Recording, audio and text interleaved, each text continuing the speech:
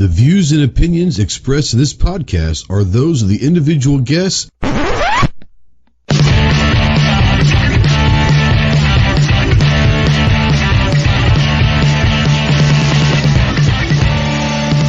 If you're a sensitive snowflake that may get easily offended, then turn this off immediately. If you want to hear the real truth about the gun culture, then stick around. This is the Armed Citizen Podcast.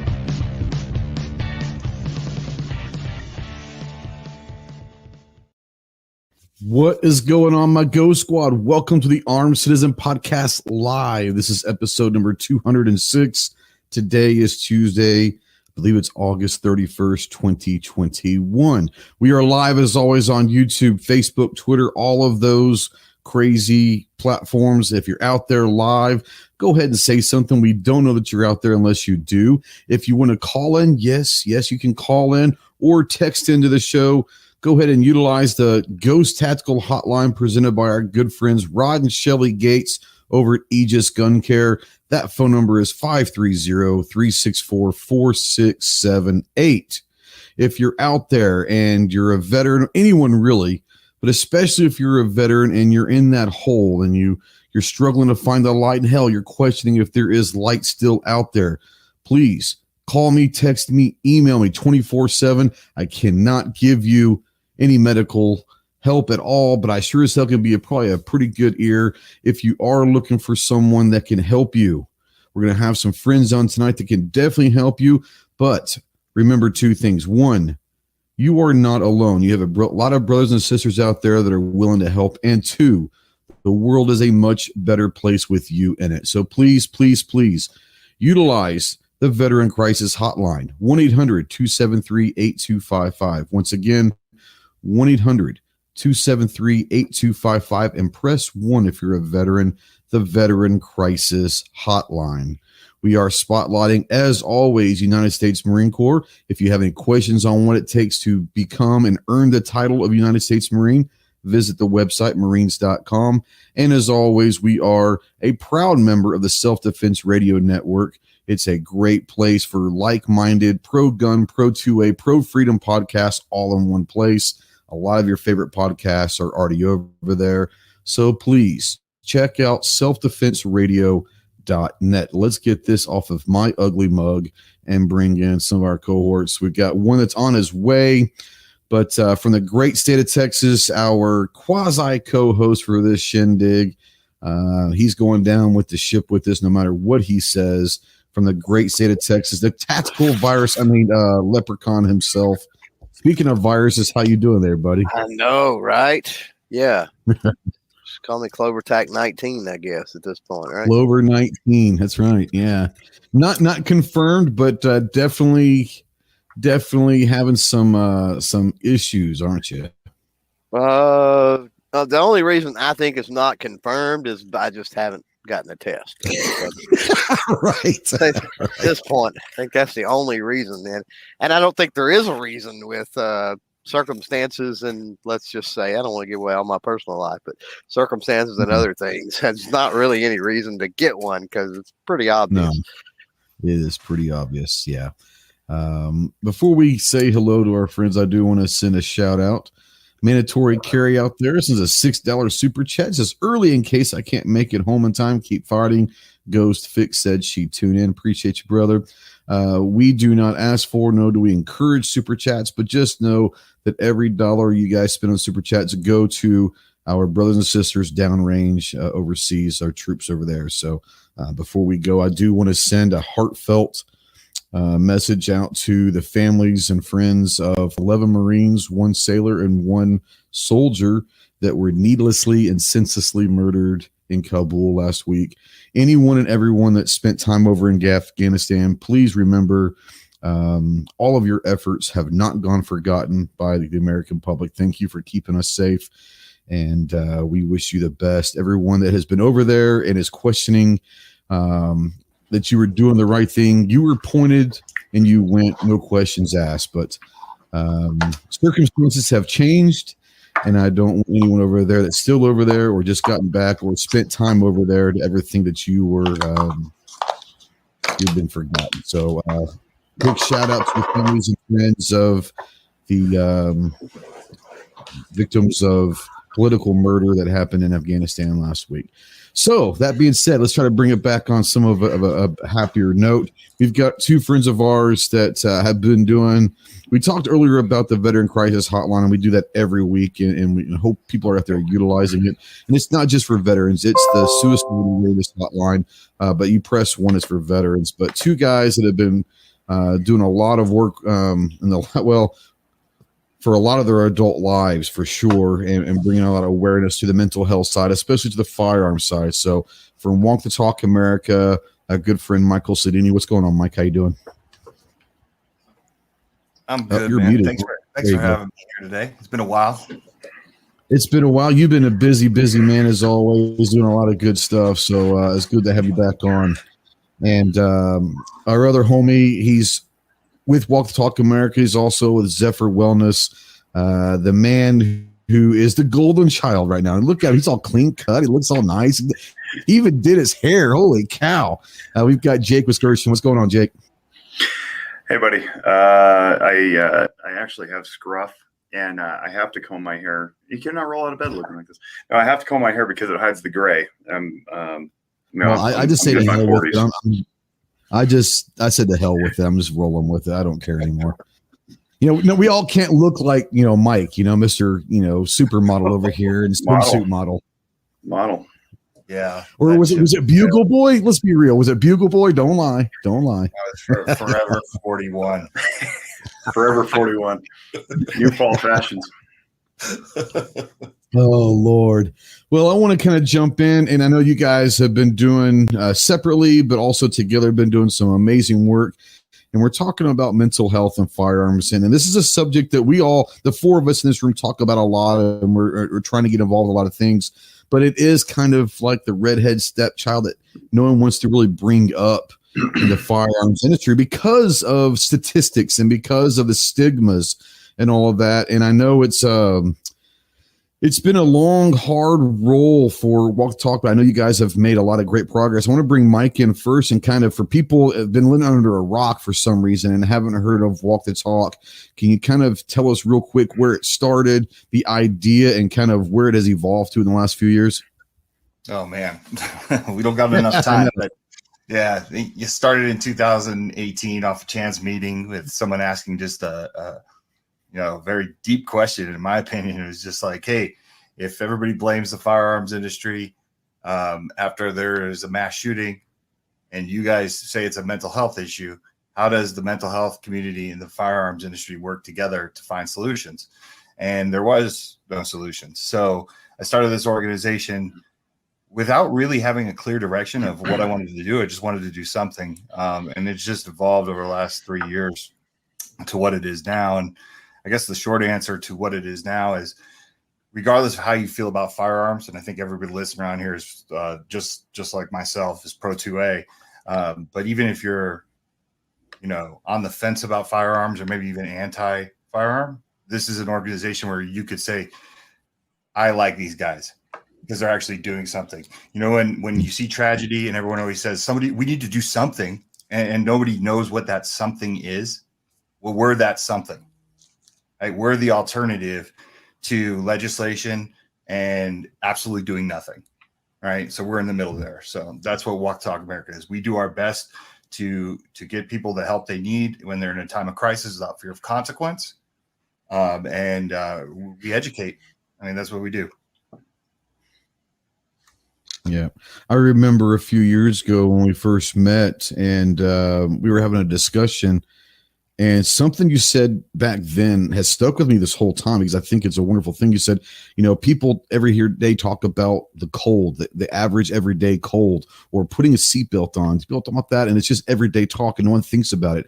And your goal at one point was we should be able to talk about mental health and mental illness in our own community as if we were talking about a common cold, not putting it down, but saying we should be, I don't know how we use that thing. We should be, okay with it enough to say, hey, we don't have to avoid this topic. It's part of who we are as a society, and then we'll be able to talk about it without feeling nervous. And I think that with you and Jake and the rest of the board members of Walk the Talk, you got Pincus and you got Collins. You got a bunch of great people. I think maybe it's KD now part of it. I think, I'm not sure, but there's a lot of great people that are involved with Walk the Talk America that, even though they're not maybe officially involved, that do push it. And I think that you guys have made a lot of strides. And I don't know if you guys feel it from your side, but I remember where you were 3 years ago to now. You have definitely made the ripple in the pond, if you will.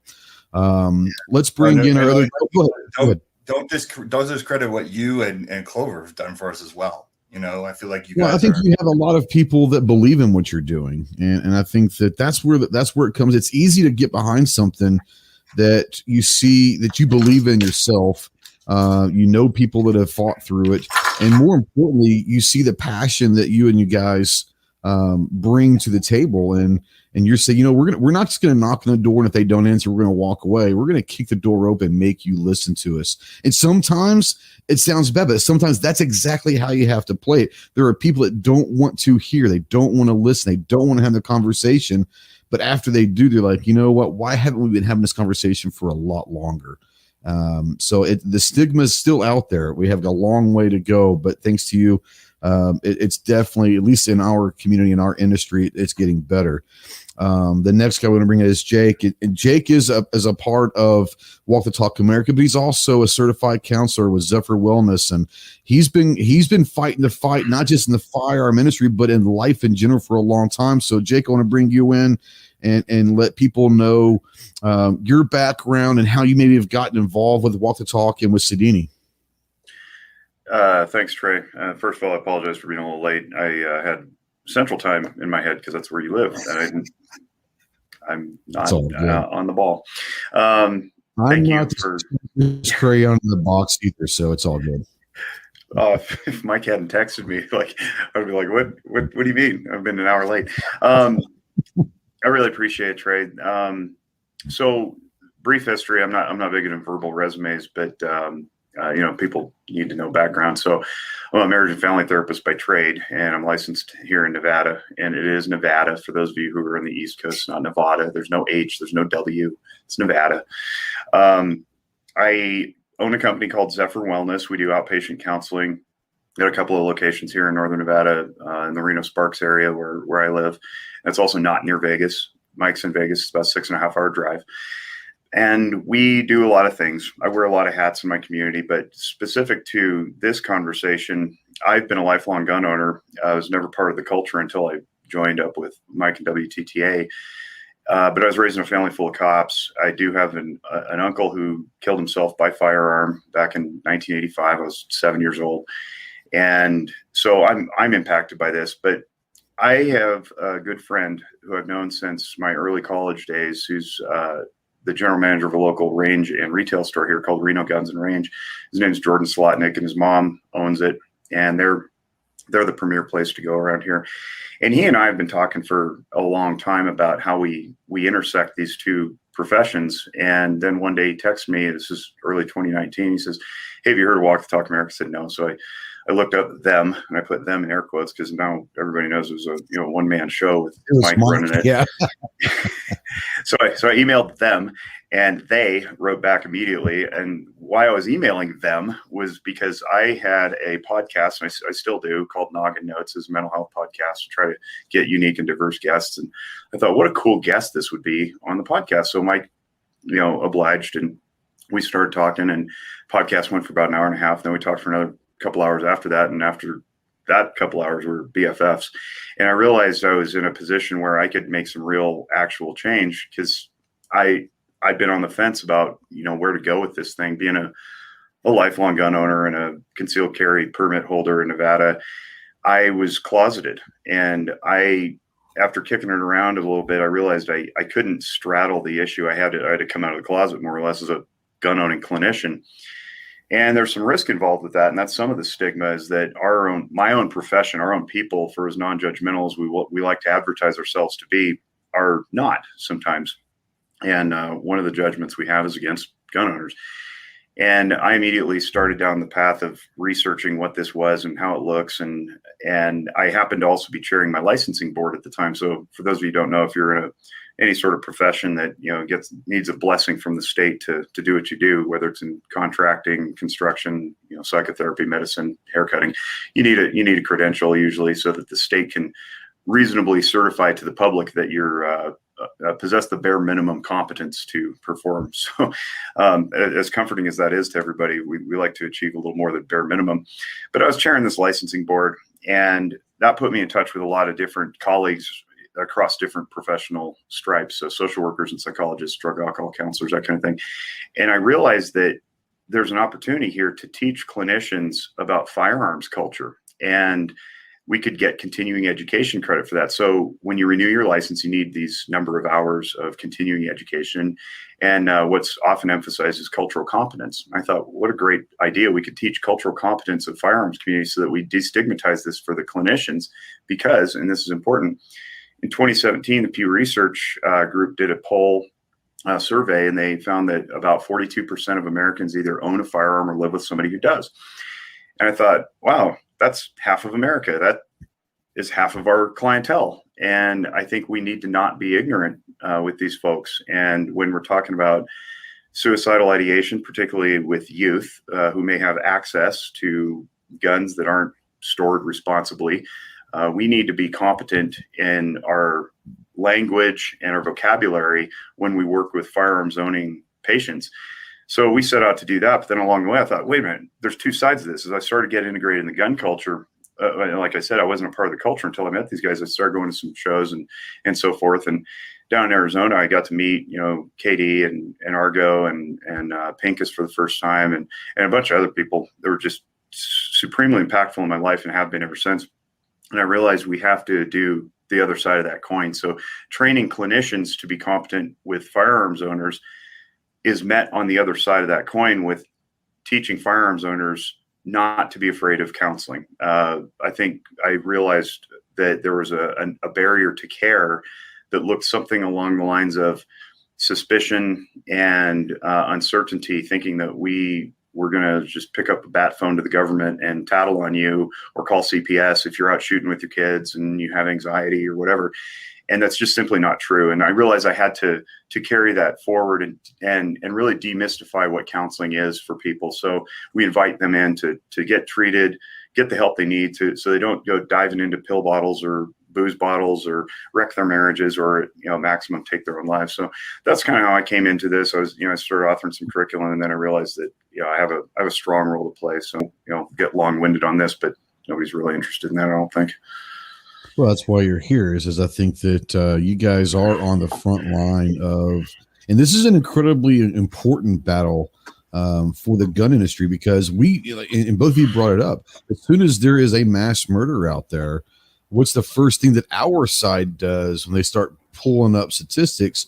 Oh, well, half of those are suicide. And they just discard that as if that doesn't mean anything. Well, we can just take this number because they're just suicides. And if anyone's been around someone or had in their family or life that has committed suicide, you don't just discard that.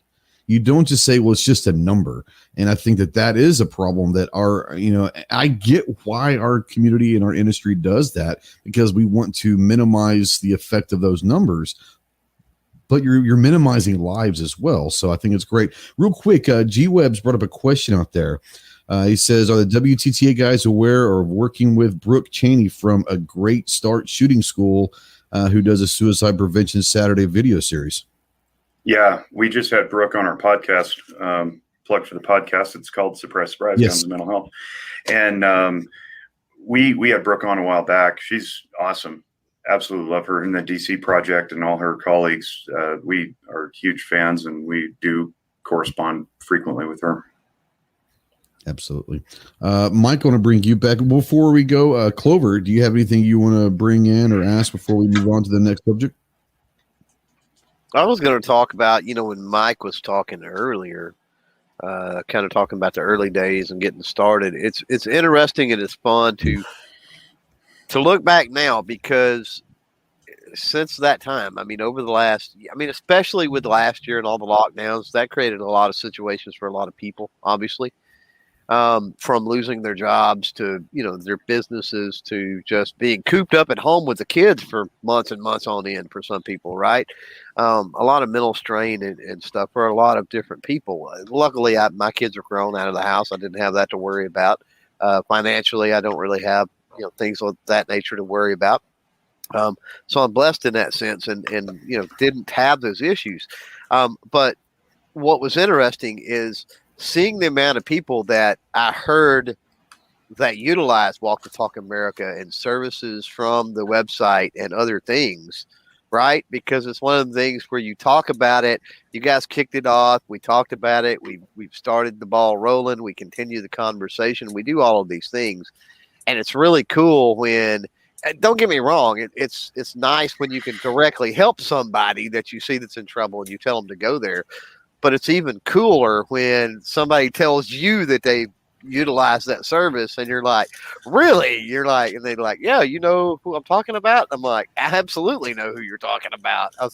I've known them since like day one, right? And so it's really cool to see how far the organization has come in that way to where you don't have to actively seek that out, right? You don't have to actively seek out those testimonials. You hear them everywhere now. Yeah, I appreciate that, man. It has been fun to watch where this has gone and seeing the impact.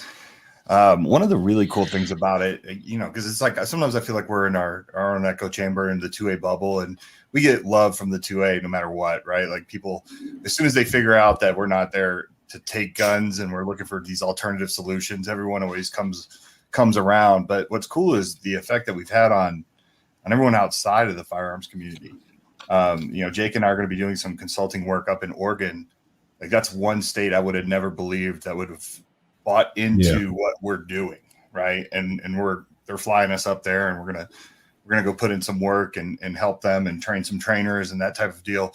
But it's really cool when you see it in these other organizations. We're also going to be going to San Jose State University and speaking in front of a veteran group, but also in front of Students Demand Action. Right. So we're not afraid to go talk to anybody, because I think what we're doing is so unique. And, Clover, back to your point, like, when you first start the organization or when you guys had me on your shows, every one of you had me on one of your shows in the beginning. And it's funny because I look back at it now and I realize like there really wasn't an organization. It was more of an idea. Right. And right. It's kind of formed itself into now what it is. So it's very interesting to see where it's gone. I was reading in some of the comments here.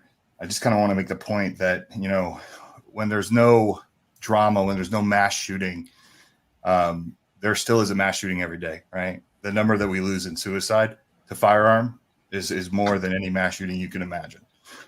So Jake and I live with a mass shooting every day. That's what drives us. We never forget about suicide by firearm. That's really the world we live in.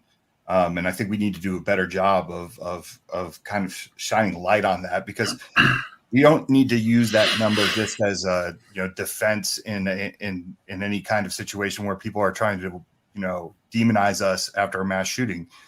We need to get that number down, period, so we can be left the hell alone. And they need to see that we're working on it.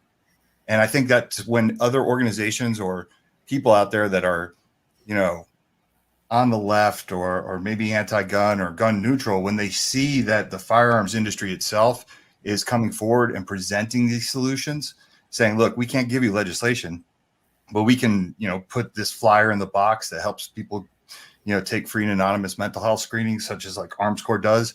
I know they're coming out with their ammo and they have the screening on the side of the box. Like these are all first steps to kind of cut people off and saying, we're taking care of it ourselves. I'll jump in real quick too. What Mike's talking about is a cultural change, and coming in sort of as an outsider, not being part of the tight knit community that the 2A culture has been.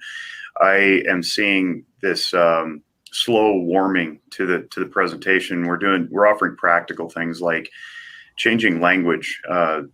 When you bring up safety, for example, to gun owners, they go, "Yeah, I'm safe. I got guns everywhere." It's like, yeah, but are you storing them responsibly, right? And so we're inviting a language change away from safe storage to responsible storage. And the definition of responsible is preventing unauthorized access. And that unauthorized access doesn't always mean time of crisis. It means, your toddler poking through the couch cushions to find your, chambered pistol underneath the pillow or whatever.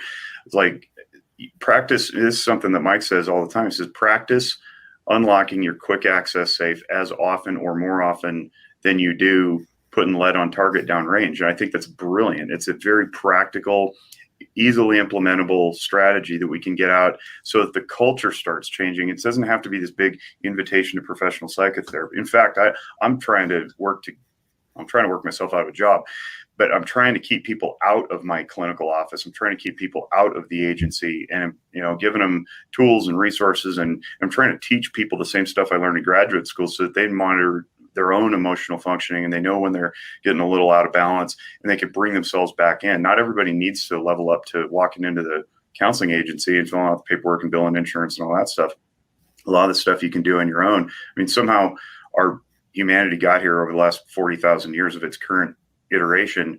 And my profession's only been around for about 100 years of that, 120 years maybe. So we need to check our own egos at the door and say, what can we do to get people well and healthy? I got a particular soapbox just because living in Nevada, we're dead last in behavioral health in the country, and we have been for many, many years. And I'm embarrassed. I'm a 5th generation Nevadan. I'm proud of my state. I love everything about it, except we lead in all the categories you don't want to suck at. And that's one of them. So I'm trying if my kids don't get bullied on the playground, I don't have to watch couples arguing in the aisles of the grocery store, then I'm living in a healthy community. I don't have to do this for a living. I'll go throw up drywall, or I'll, pick up trash, or, any number of things that generate an income to pay my rent. So my mission is long term. I want to set my sights on 20 years, not 2. I don't want to do this just so I can say that, we got some people, some screenings. Like, those don't do any good if you don't take action. So the practical elementary steps that we're inviting people to do is, I think, really important. Yeah, there's a question out there by Gunpowder I'm going to bring up, because it also talks about something that that we're all involved in. I was honored to be brought into a task force, if you will, a year or 2 ago with Mike and Jake with the Veterans Association, the Veteran Affairs Administration, and a lot of people, especially that are veterans, the VA is a 4-letter word. It's a nasty, nasty word. But these guys aren't just doing work with firearms; they're doing work with anyone that they can help. I know that Mike's gone to the White House and spoken with them about mental illness and mental health. It's not just about firearms. They have basically taken their whole lives right now and focusing on trying to get the mental health awareness of America out there.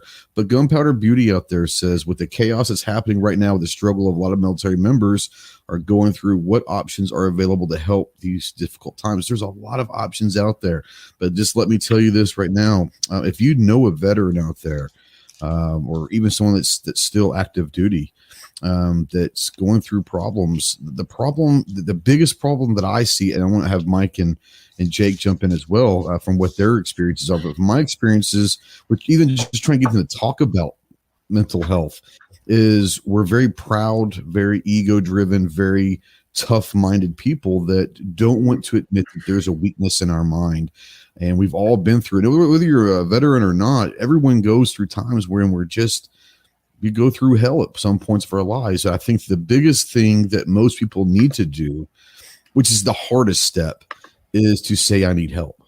And if you could get someone to say, I need help, or acknowledge the fact that they need help, then they just open themselves up to a whole new world of help and friends and getting better. Because I think a lot of people don't realize that this is going to be a long drawn out, but Gunpowder, a lot of people that are in veterans' shoes, if you've gone down range, we're going through a same routine. We wake up, we PT, we eat, we go on patrol, we come back, we work out, we eat, we PT, go to bed, wake up. And it's every day for 3 weeks to 9 months, whatever it is that you're over there. It's the same thing. So in theory, our time freezes, okay? Everything that we're doing, it's just the same routine. Why do we do routines? Because it's the way for us to mentally stay sharp and to forget the bullshit that we're going through. So we create these routines that keep it safe for us, that keep us normal for us, some reason for us to keep going on. What they don't realize, what veterans don't realize, when you go home, time's been frozen for that 9 months or a year or however long you're downrange. Time did not freeze for your family, your friends, your loved ones, society back home. They have kids, they have jobs, they had to do everything that they were doing before you left, and it's now even harder because you were gone, but their time doesn't stand still. And they want to find out what exactly went on with you while you were gone, and you're saying, I don't want to talk about it. For you, you're trying to protect them. I get that. But I promise you, the only way that you're truly going to get better is by letting your loved ones in. They have to understand where you're coming from. They have to know what you went through so that they can be there for you. So for me, Gunpowder Beat, I'd say for veterans, the first step they have to take is to say, I can't do this by myself, and I need someone to talk to. So I want to bring in Jake and Mike and say, with your time working, and obviously our industry, just alone, our industry is filled with a lot of veterans, but just in life in general, you guys have talked to a lot of veteran associations, probably worked with some. What would you say? What are some of the options possibly for veterans out there that may not know that there's help? So I see that Clover's weighing in. He wants to address it. So I want to defer to him, and then I'll pick that up. That's a different subject than the veteran thing. Go ahead. Never mind. Yeah, this is gonna be in for the next one. Yeah. Okay. So I'm going to drop this into our little private chat there. You can send that link out if you want, Trey. Absolutely. The way I hit this is it is hard. It's hard for dudes. And I say this every time I teach. I teach emotional functioning all over the place, all different groups and demographics and professions.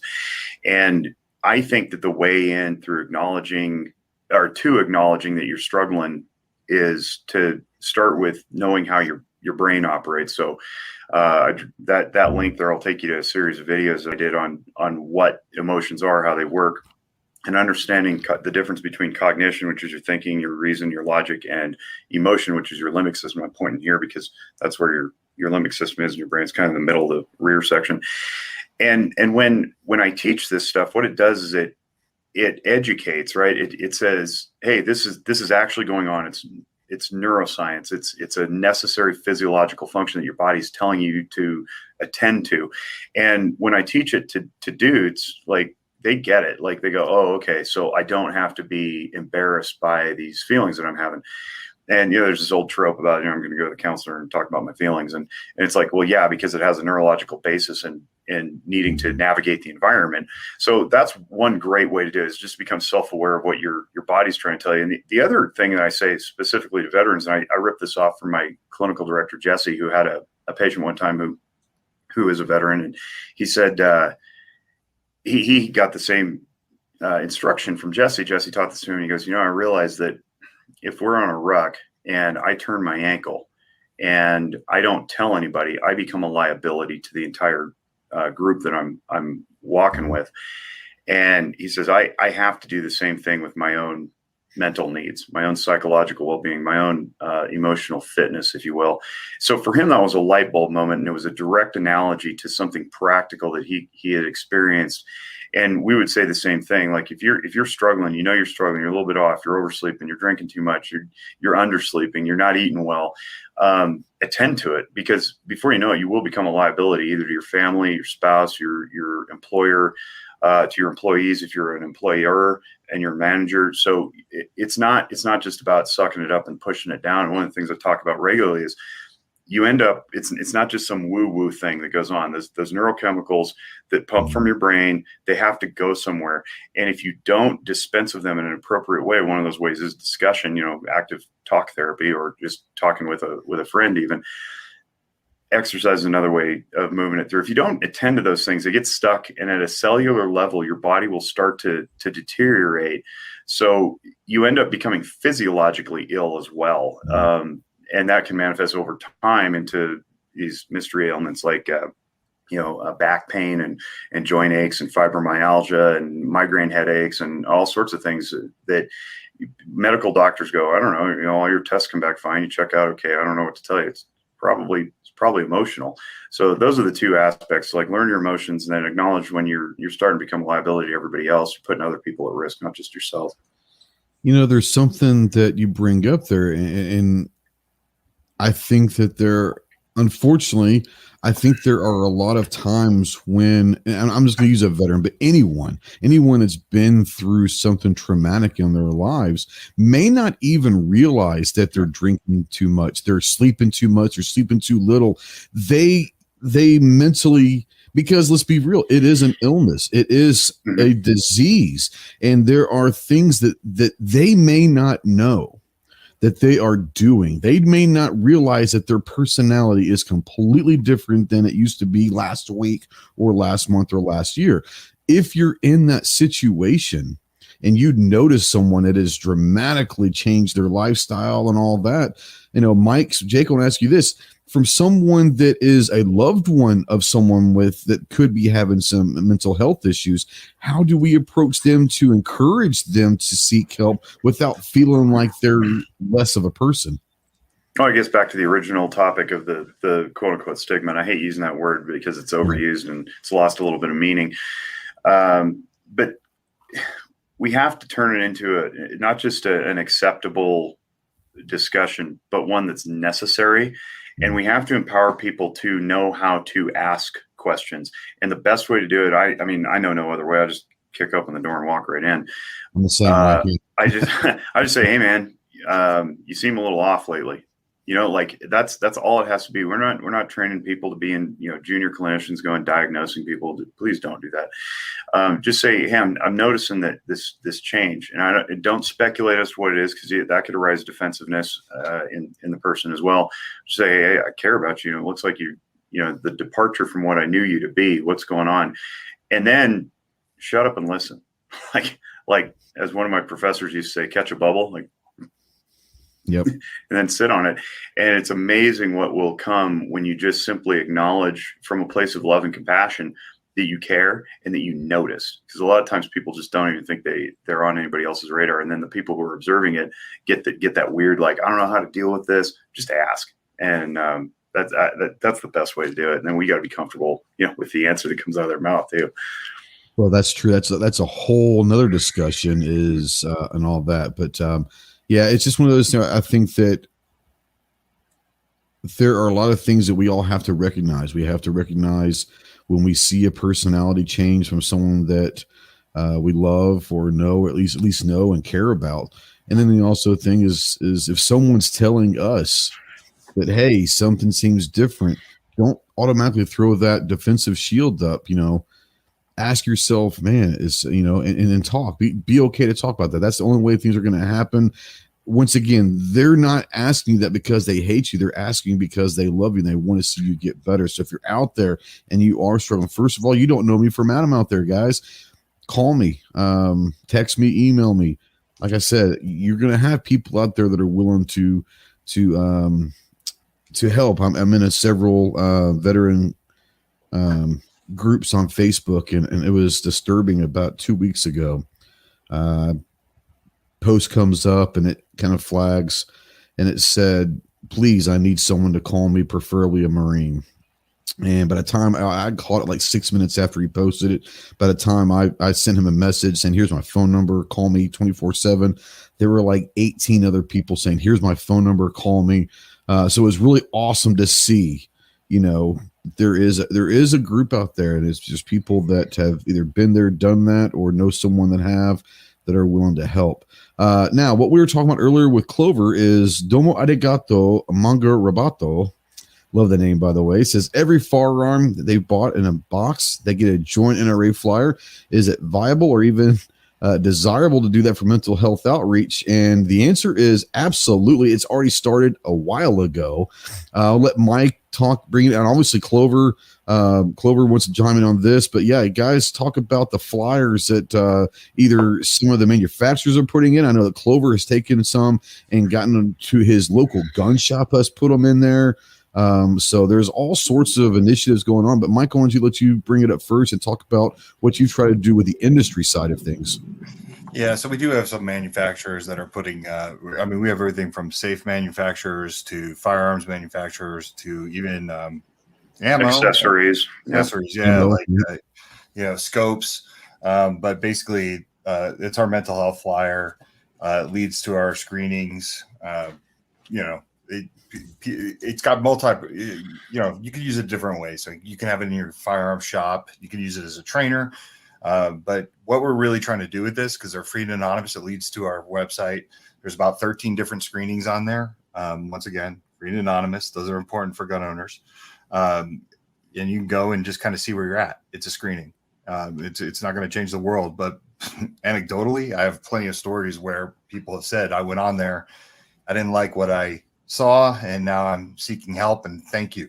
So, those are the things that really keep you going when you kind of see them. Like I said, it's anecdotal, but it's still important, and it still shows you that it is effective. Because when I first started this, sometimes, I was skeptical of these things. Do these things change lives? Yeah, absolutely they can, and you don't need to be in crisis to take a screening and see where you're at. You can be perfectly normal and just go through and take them. That's part of the culture change I'm talking about. I'm sorry, Trey. The part of the culture change I'm talking about is it's part of the culture when you buy a new gun and you open it up and there's all the warranty information and whatnot. It's like, review our product, or, if you buy a foregrip or something. It's perfectly normal to solicit somebody to join a membership in your organization, right? It needs to become perfectly normal and encouraged to attend to your well-being. And, I'm glad the gun website's dropped in there, because it's not just manufacturers, it's the retailers and the wholesalers that we could I've recently been buying ammo like everybody else has, because we're afraid prices are going to spike again. And I'm ordering from all over the country, and every single box that arrives, it's got some stuff packed in there, right? I'm like, this is a perfect opportunity to throw in things like, like the bracelets that we wear. It says, it's got the website, it says free, take a free and anonymous mental health screening today. And, the flyers that Mike's talking about, or just, in their packaging, they can print it on the side like ArmsCorps does.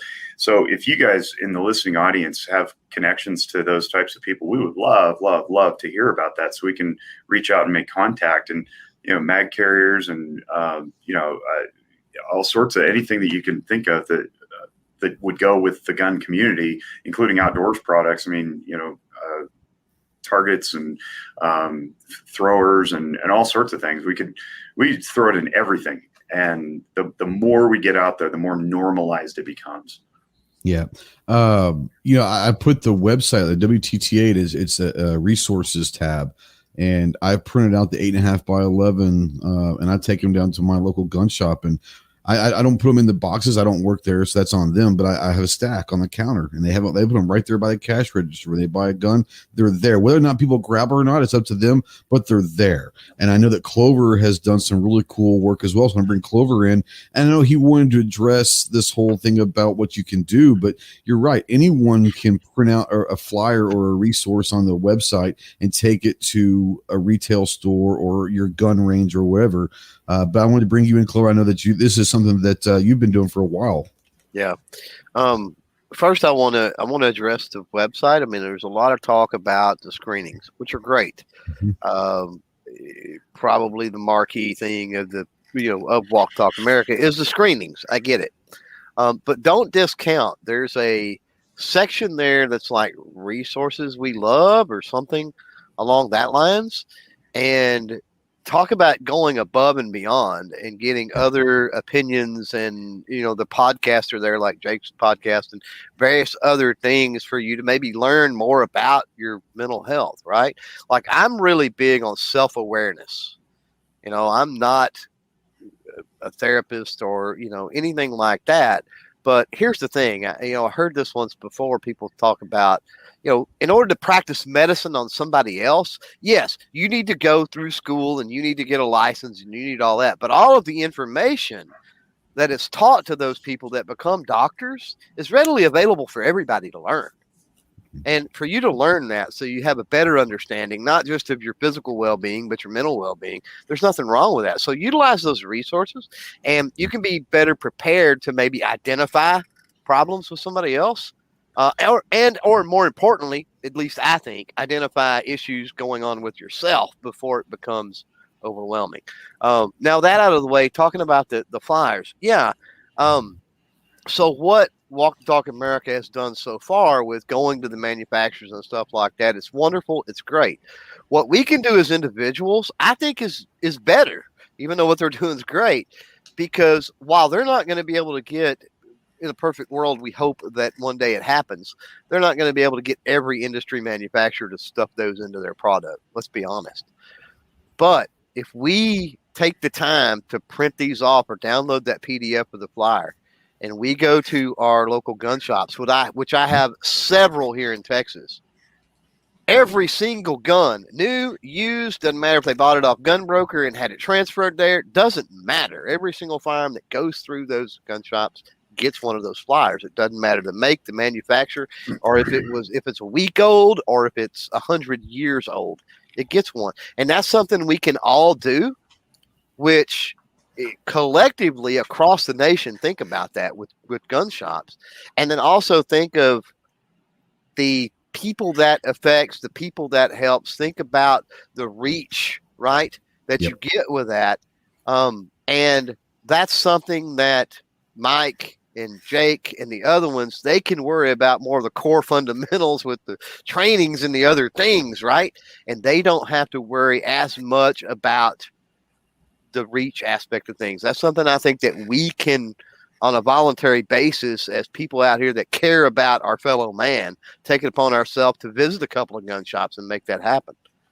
Yeah, and it comes from a trusted source too, right? Like you're like, hey, I'm the dude you see every day, and here, picking at packages on the shelf, trying to figure out what I want to buy next. Oh, by the way, if it's okay with me, it's probably okay with you. Word of mouth is always the best generator of sales, so you're going to go to the restaurant you trust your cousin to tell you is good, and you're going to put the flyer in your store that you trust your patrons have endorsed. Yep. Yeah, 100%. sure. And I think a lot of it comes down to, and going back to the website, we've touched on it earlier, but one thing that Clover brought in is I think where the resources are great is, once again, if you're having issues and you have gone to this website, that's the first step to begin with, is finding the resource to try to help you. But I think a lot of it comes down to is the normal population of society don't know maybe how to identify someone that is struggling, and these resources, like Clover and Mike and Jake have all said, are just as important to someone that isn't having mental crisis, because maybe they can break it off early because they recognize one of their loved ones is having some issues, they're having a break, and they're able to acknowledge it and get help before it gets worse. But I think that that's just important. It's not just for people that have had mental illness. It's something that the loved ones and the families can go, because they're a part of this journey as well. And if you don't think that families aren't involved with someone that's having mental health crisis, you're absolutely wrong. They typically take the brunt of it. Not by any fault to anyone's else. It's just that's the way it happens. So being able to recognize and acknowledge all of this stuff is a huge thing. I want to bring Mike in and say, 3 years ago, a little over 3 years ago, you had this idea in, I think, New Orleans or something like that, where you had your initial meeting and had this wonderful idea. Can you kind of take us through where you were 3 years ago? Because at the time you were still literally in the industry, owning an importer, but where you saw 3 years ago, where you wanted Walk the Talk America to be versus where it is now, the different roads it might have taken, or how different is it evolved that you thought it might, or you wanted it to? Well, the one is completely different, but the one thing that I guess stayed the same was my desire to have an organization that, once again, didn't matter what side of the fence you fell on, even if you're like, I just don't like guns, but I like these guys, I like what they're doing. That's what I always wanted, and that's what I got. So, and I brought the right team with me, guys like Jake and things like that, but I wanted to be able to create a space where people were comfortable talking to us and people wanted us to come talk to them. Not that I need I always say this, I need the staunch, like, I'm not giving an inch, probably from my cold dead hands. Like, I need that guy right next to me, but I have a different approach. We have a different approach of everything we do. Right. And that's the thing, is like, everything's going to battle itself out in courts eventually, when it comes to that. But what we're going to do in the meantime is just knock down and get some of these wins. what I didn't expect is for us to be able to get organizations that kind of have a different opinion on things, but they're allies. They're not the perfect allies, but we have overlapping interests. So now every time that we read a bill and it stigmatizes mental health and it's anti-gun, and we're able to go to our contacts at different organizations and say, hey, everything you taught us and told us, this doesn't seem like it's lining up right. And then they go out and fight it for us and get it shot down. So like what's that old saying, the enemy of my enemy is my friend. Well, if the true enemy is mental illness, then anyone that's in that realm of capacity of doing work to fight that is our friend. And I know that you've had some interesting meetings and conversations. You've been asked to come to speak at some places that on paper were probably, I don't know if they're going to take me or not. And then you've ended up being great friends and allies with these organizations that are helping, because ultimately you take the firearm aspect out of the message and we're talking about the same thing. And so whether or not they agree with the firearm side, they don't need to worry about that. They don't have to fight that fight. You're there to fight that fight. And I think that's been a cool thing. Yeah, they definitely, one of the things that I will say is like, if you want to save lives, if that's really what you care about, and regardless on what side of the fence, you always have these people. I just want to save lives. I just want to save lives. We say it, they say it, right? If you really want to save lives, then you'll figure out solutions. If you don't, then you're going to tip your hand and you're going to get exposed. So, everything I do, every conversation I'm in, every group I'm in groups with people that people would have a heart attack if they found out, like, I'm sitting down with these people. But see, here's the thing. We have to sit down, right? Because it's checks and balances. Like if I'm not there at the table when people are saying ridiculous things and I'm able to sit there and take them down. Like I always have this saying, I like to take people into deep water where they're not comfortable swimming, and then I drown them. And I know that sounds a little funny, but that's really what it is, right? Because everything that I look at, when I look at it from gun laws, right? I always look at it from a perspective of how racist is it and how elitist is it, right? And a lot of these people think that they're doing something good by writing these laws, and they overlook these certain aspects to it. And if I'm not there at the table for when they do it, I can't call them out on it. So that's the one thing I just, I never expected when I first started the organization. And you ask, where are we now? I never would have thought that so many people would be calling the organization, calling guys like Jake, calling me saying, hey, we need you to come down here and talk, or we need to sit down and talk about this, or we need you to review this. We need you to come to the White House and explain some of the stuff, it happened. You were invited to the White House and you actually had to, which is like a cool thing. You had to explain some of the gun myths in the White House. That must have been surreal, Yeah, well, one of the best parts about that was, I got to finish my speech with, hey, look, the gun industry can help you. They can help you save lives, but you have to stop demonizing us. Right. We can't be the bad guy anymore in the narrative. We can give you access to things that will get people help and save lives, but you got to stop the way that we frame the firearms industry. And that was the most important thing about the White House. But yeah, that whole experience was insane. Yeah. I got family members that are rolling around in graves. Trust me, I had no business being in the White House. So it was quite the. I remember, Jake, remember that when I first told you, and you're like, you got to go do this. You have to. Absolutely, you have to. I thought you were getting punked. He forwarded me the email, and I was like, I don't know, man. This sounds like fluff. And then, a couple weeks passed, and there he is, like, in the West Wing or wherever you were. Yeah, well, and what came out of that was some great relationships with guys like Dr. Matt Jay. Miller. Yeah, I mean, it's Jay Zimmerman. Jay Zimmerman, yeah, awesome. And the VA still comes back to us. I mean, Jake and I just helped them rewrite their commercial, and Jake did a lot of heavy lifting there on that commercial. And here's the cool thing. Once again, to all the listeners, they are asking people in the firearms industry their opinions on these things now. And that never, ever happened before. They don't want to insult anymore. I went down to the shoot. The commercial was in Pasadena. I went down there, and they must have checked in with me 10 times on things, everything down to the detail of, hey, what kind of box should we use? We don't want to insult people. So like that's something new. Right?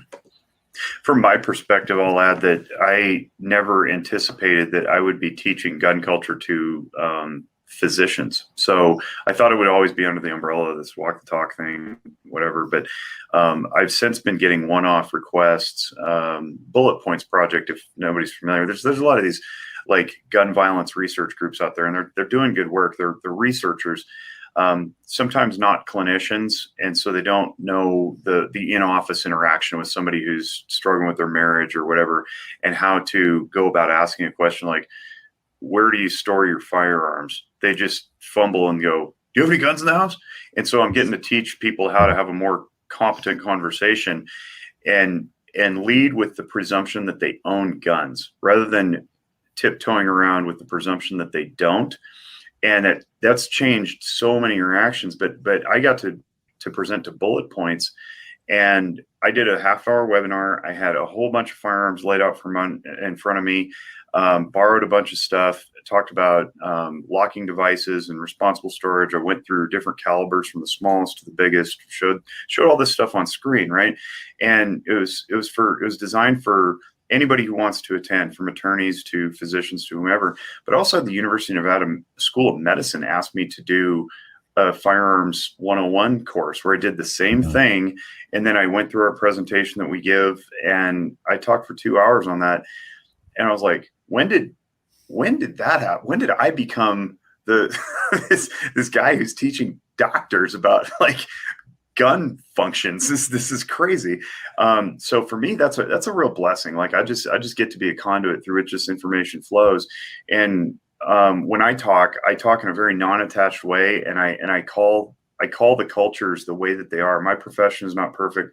Firearms culture isn't perfect either. And one of the things firearms owners can do better is make themselves available to answer those kinds of invitations that Mike's alluding to. And we do the same thing. We do the judgmentalism too. I'm not going to talk to those people. It's like, those people are your people. And remember, 50% of Americans, because I mean, that was a 2017 poll. I just got to assume it's north of that. And in certain states like mine, it's way north of that. So that crosses all demographics. You're going to be talking to physicians and mental health practitioners and dentists and anybody else who works in any other industry. And you can presume that half your audience is going to be gun owners, and they want to learn about this stuff. And then the other half doesn't. They're just curious because they're like, yeah, I kind of recognize this blind spot, and I probably should address it. Don't know how, because nobody offers this kind of thing. Well, guess what? We do. And we might be the only people in America doing it right now. We might be the only people in the world doing it right now. And that's pretty special, So I want to say yes to everything. And I want to come in with some humility and some curiosity, wondering, how people got to their certain worldviews, and then invite them to see it through my lens as I'm being invited to see it through their lens. And hopefully in the middle, we can all gather, and you can keep your opinions. That's fine. But at least you know where they come from now. Right. And instead of being on the fringes, shouting at each other with the screechiness, that's just very off-putting. Well, I think a lot of it comes down to being able to have a conversation with someone that's like-minded. And I think that's huge. Like you said, if you're a physician, whether it's clinical or, a psychiatrist, whatever, and you are at least familiar with firearms, can talk firearms, and someone, you can have that conversation because they feel more comfortable. He's a gun guy. So he's not going to automatically call the police and say, hey, this guy's having issues. We need to come get his guns. He's a gun guy. And I think that's also, I think if more people knew that there were physicians out there that were at least apathetic or empathetic to firearm owners in general, that would be nice to know. And I don't know if this is a thing, but this could be something that happens years down the road. There could be an association of doctors, doctors for gun rights, or I think there is something out there. But I mean, an organization or a network where people could be wherever they are, and I need to go to a doctor of some sort, and they can go online and say, where's this network at? Is there anyone in my hometown that is a firearm, or at least a 2A doctor, which I think would be kind of cool. Doctors Without Borders. This could be a doctors for, 2A doctors or something, but that could be something that would be an opportunity, I think. I want to address that, but then I see Gun Loving Grandpa has a couple questions I also want to address, because those are super important. I don't know if you want to put those on the screen, but to answer your question, what we're trying to do with the website is create a database a registry of sorts where clinicians can advertise themselves. And my view of this, my vision for the future is that we have all 50 states and DC represented by licensed practitioners with many credentials of all different types. And then, you could scroll through and find the people in your state who are 2A advocates or 2A friendly or, competent at least. And then you can seek your professional level of help. What I'm sensing is, because we've given our training now, we have a 3-part training. We've done 2 of those parts. The 3rd part's coming up in December.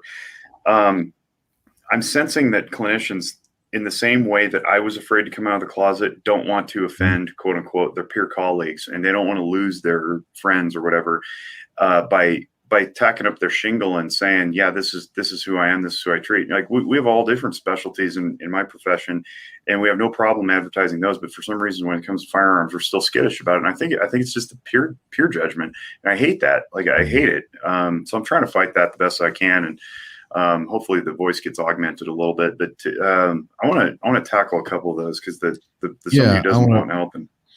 So this happened. Gunlow Grandpa lives about half an hour from me. We shoot the club together a lot. Good friend. Kind of happened with someone that he knew a few months back. And so he's asking, can you help somebody who does not want help? Yes. However, and here's the asterisk, you have to be deferential. You have to meet them where they are. And great book on meeting somebody where they are is called Walking Through Anger by Christian Conte, Conte. It's about $18 on Amazon. He's a good friend and mentor of mine. He lives in Pennsylvania. But it's less about anger, more about yield theory, which he talks about. It's just meeting somebody where they are. But I want to go through the stages of change real quick, because I find that most people find this interesting. So in any time you want to make change, you have to go through these stages, and they're hierarchical for the most part. You have to go through one to get to the next, and so forth. And the first stage at the bottom is called pre-contemplation. You're not even aware there's a problem, right? So awareness is a big thing, and Clover touched on that. To bring awareness to somebody, to move them from pre-contemplation to contemplation, which is the next step upward. Contemplation is like you're like, I think I might need to make some change. Preparation to action to maintenance. You have to ask specific questions, and I'll just define the stages real quick, and then I'll say the miracle question that gets it done. So preparation is above contemplation, when you're like, okay, I need to make change. Action is when you've made the change, and then maintenance is when you maintain it. So there's something called, we could loosely call it relapse in there, that kind of circles you back down to one of the other stages maybe. And then I would even insert below pre-contemplation is denial, right? If you're willfully denying that you have a problem, you're still in pre-contemplation, but it's a little bit more aggressive, right? So you want to circumvent the fight or flight reflex. You want to circumvent their defensiveness. And a great way to do that is the following. I wonder. And you don't ask it as a smart aleck, condescending way in a bad tone of voice that puts them off. But you go, hey, I wonder if you're living your best life right now. I wonder if this is really how you want to be. I wonder if you're truly at peace.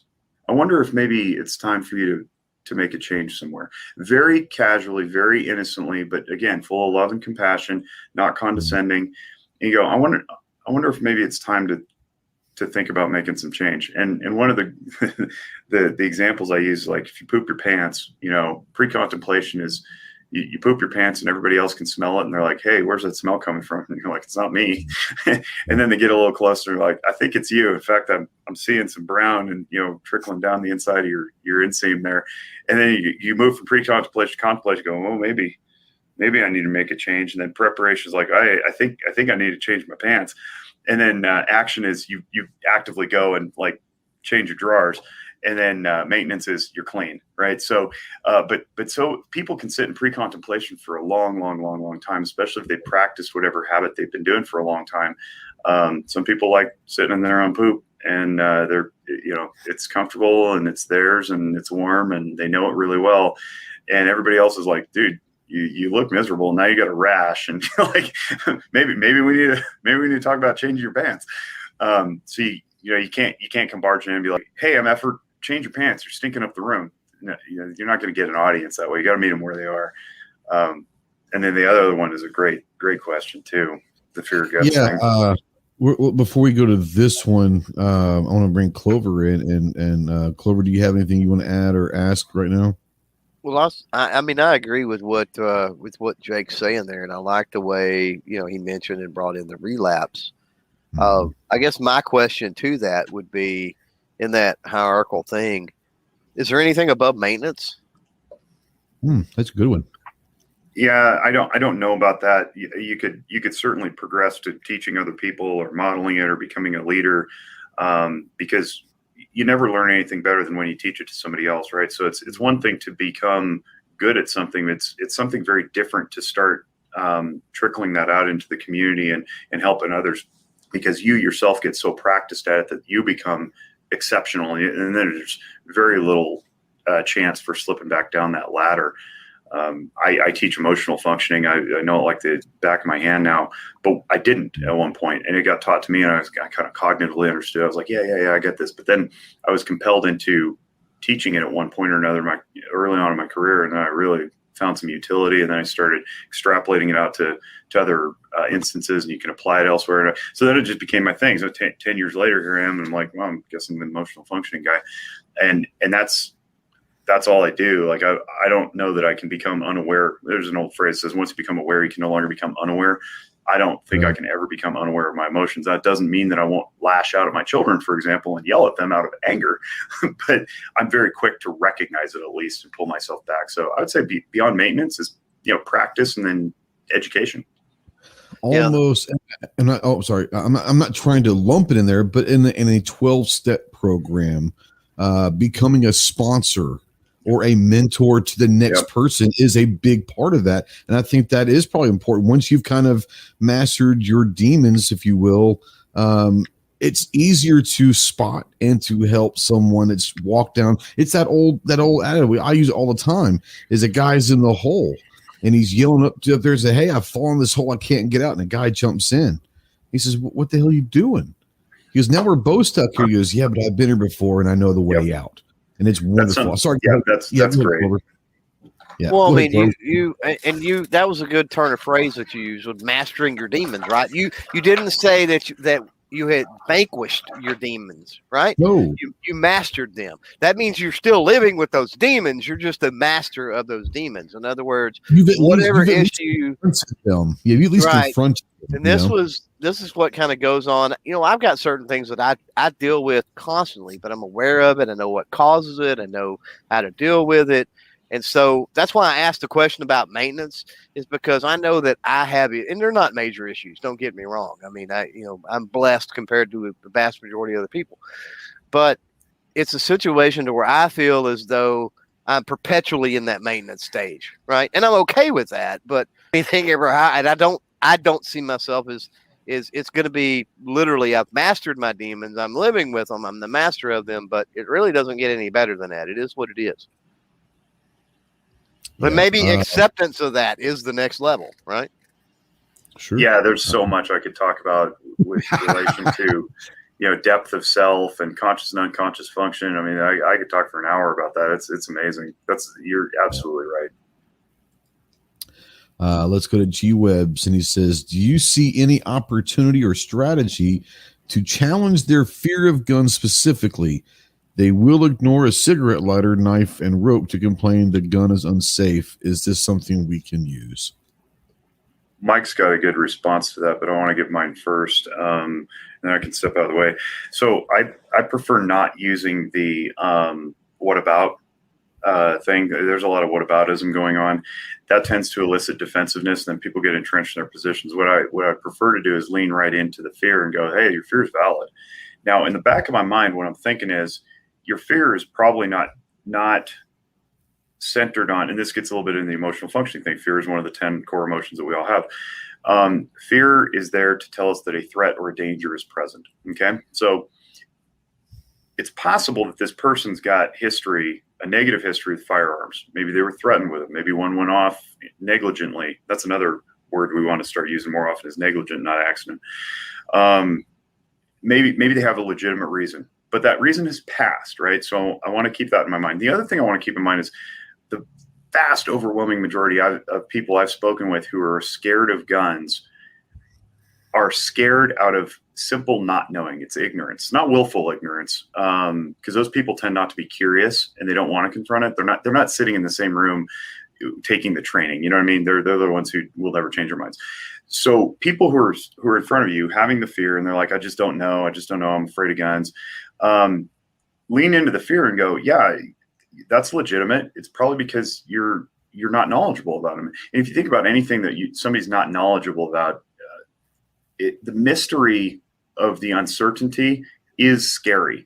We like certainty. We as a species like knowing things. We like figuring things out, but especially in the West, where we're driven so much by science, we love to have solutions. And medicine tells us that we don't need to be sick, and then we'll get over it, and then we won't die. Like there's all these things going on, these mentalities, but the fear of the unknown is a very powerful fear. And if we could just lean into that and go, I get it, validate that fear and say, yeah, I get it.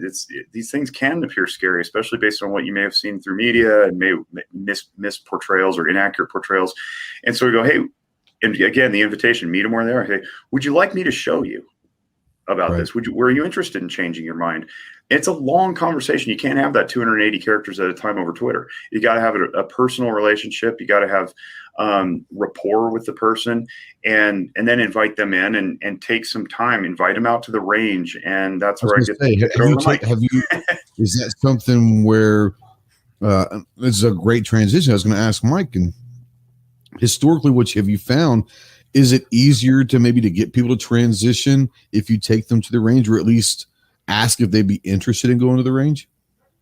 Yeah, I mean, we just had it aired on Fox News in Reno, The Next Stage, right? It's The Next Stage. Yeah, it's a documentary where we actually took somebody out to the desert to shoot firearms. But I don't think you need to even do that, to be honest. I mean, that helps, obviously, if someone's willing to confront their fear of firearms, because we had Connie Ray out there, and she basically, was shaking while Jake was taking her through the process, right? But took a lot of courage on her part. But we just had Dr. Sherry Moloch on the podcast, and that's someone that we didn't have to take to the range, right? I met with her on a monthly call with a bunch of different other organizations. NSSF was one of them, right? All these different organizations.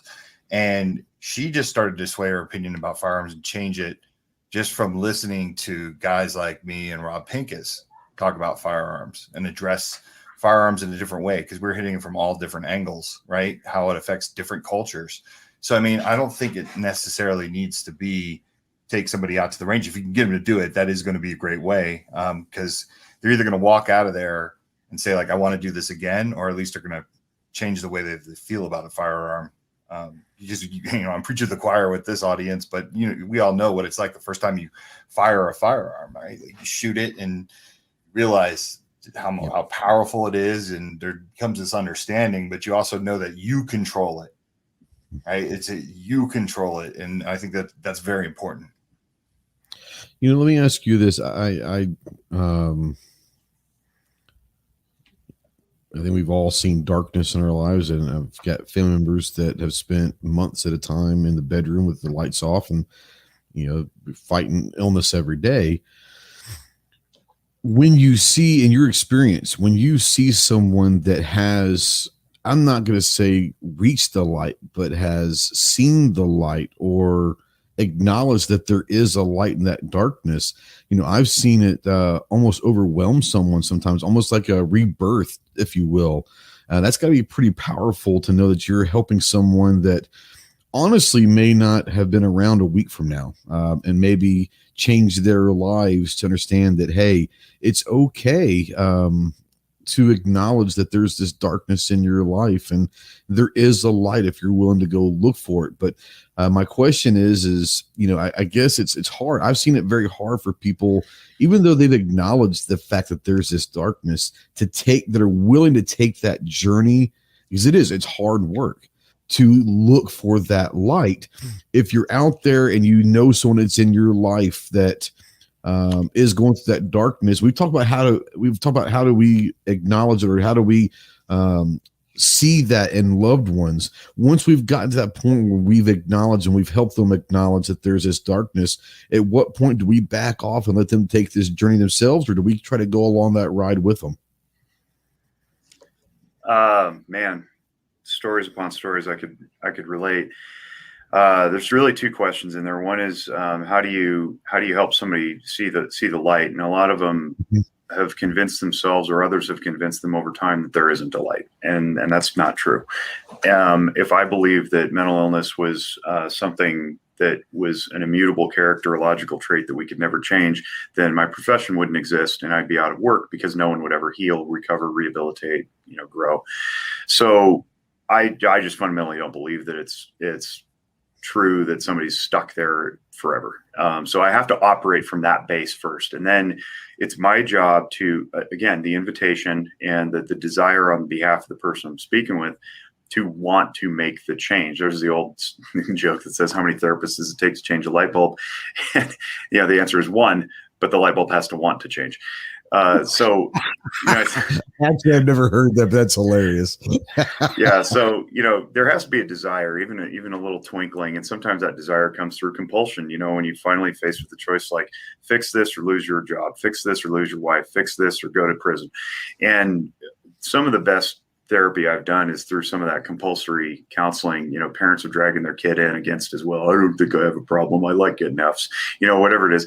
And again, you lean into it, you yield to them, and you go, all right, well, it's your choice. Just seems like you're miserable, right? So you start pointing out the things that they know are already true. And if you're bold enough and courageous enough to go there and start calling things as they are and not tiptoe around and go, you can sit here in the darkness, but it looks like you're pretty miserable, and they know they're miserable, and you've just acknowledged it. It gives them nowhere to go, right? So like, well, now you can see through me. I guess I got to do something about this. So that's one way of acknowledging that. So you're bringing the light to them, and you're saying, hey, look, here's the light. Take it or leave it. There are some consequences for your choices here. And then the other half of that has to do with a matter of personal ethics. And it just so happens I did an ethical video recently about why we get into conflict and we dig our heels in when both sides, quote unquote, or many sides, all believe that they have the best interests of whatever it is they're doing at heart. And the ethical conflict most of the time is the tension between autonomy, which is respecting a person's ability to choose for themselves, and the justice, meaning act on their behalf. And so you can act on somebody's behalf, and you always stick with them. Don't abandon anybody.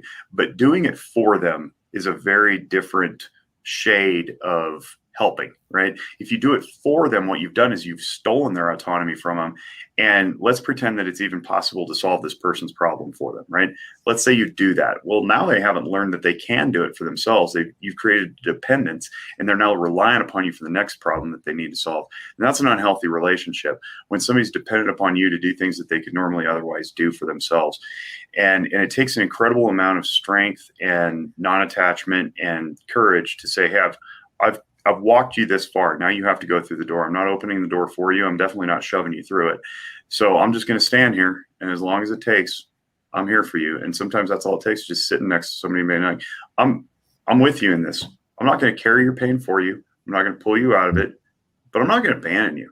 And then eventually they go, yeah, this kind of does suck. I don't want you sitting here either in my misery. So I guess I'll walk through the door.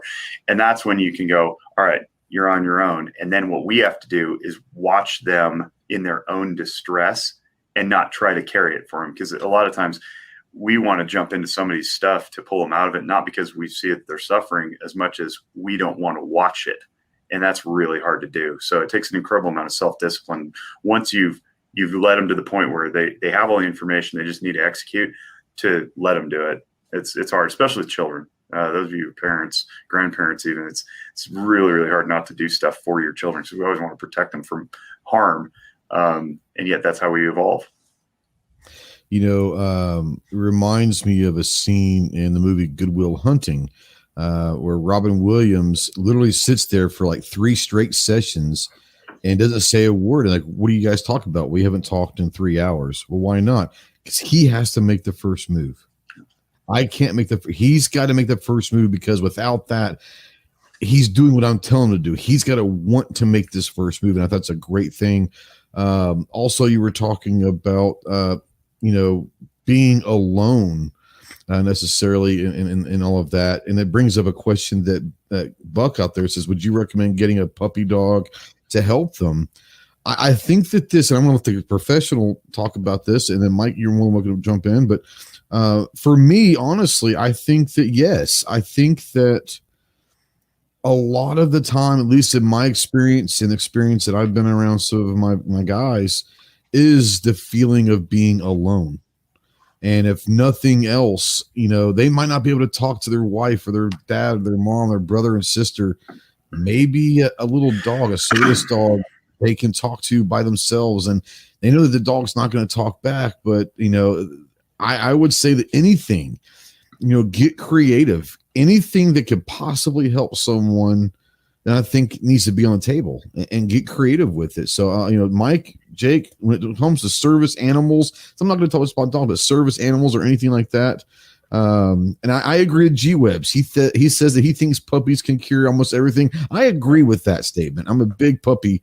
I think we all are big puppy lovers here. But, when it comes down to service animals or something that is not a human being that can still make someone feel not alone, I think is a big deal. Do you agree with that? Puppies can also cure the problem of clean carpets. They can cure that problem real quick. And brand new furniture. If you want it rustic and beat up looking, they can definitely take care of that as well. Walls. They do a great job of that. I got 3 of them right now running around out there. But I will say this though, just back to your point. My wife, our puppies, our dogs, they give her. They fill a hole that I can't, and then my daughters can't. You could see it, the way she talks with them, the way that she goes to them, the way she'll lay down with them. So I think there's something to that for sure. I'll say this. And they love MMA as well. I've been in your living room watching an MMA fight, and they were all about the MMA as well, which is a cool thing. Go ahead. Sorry, Jake. Little puppies putting each other in triangle holds. They were getting into it. They're like, oh, all right. Yeah. No, I'll say this. If it's working, keep doing it. But that holds attention too. If it's working to the point of destruction, you want to pay attention to that. And one other thing I wanted to chime in earlier and kind of slipped my mind was something you want to watch out for when we're talking about the change in people's behaviors or demeanors or whatnot. Some of that change can look like isolation, and it's not often the traditional type of isolation where you're sitting in the dark by yourself with the blinds shut. Isolation can look like avoidance in the form of too many extracurricular activities because you can't stand being at home. That's one thing, because you're intimidated by your children, or you're not getting along with your spouse or whatever it is. And that can, on the surface to the public view, it's like, Larry just really loves his softball 7 days a week. He's out there at the complex, swatting balls with his teams. And every other weekend, he's in a tournament out of town. It's like, he just loves softball. It's his thing. It's like, when's he home? So when he's home, is he home? Is he even present? Right. Yeah. He comes home at 8:30 after the kids are in bed, wakes up early to go to work. So that's a form of isolation. I call it avoidance. And what are you avoiding? It could be a number of things, but that's one way that we can identify that somebody has shifted. Now, maybe they've always just had a softball passion, and wife knew it when she married Larry or whatever, and they're cool with that. But if it's working, keep doing it. If it starts to become what I would call pathological or unhealthy, that's when it's time to reevaluate. Did you go from your scotch and a beer a night, which is not pathological, to 2 scotches and 3 beers a night, and you're oversleeping and showing up late to work in the morning? That might be cause for concern. So, ostensibly the person might say, no, it's just good. It just helps to take the edge off. And then it's up to the person who's living with them to go, yeah, but 8 months ago you were doing 1 and 1. Now you're doing 3 and 2. And I noticed that, about 9 months ago is when you started having friction with your manager at work. It's like, we have to help people put these things together, because the unconscious function of the mind will oftentimes obscure what is very obvious to everybody else, but not to the individual doing it.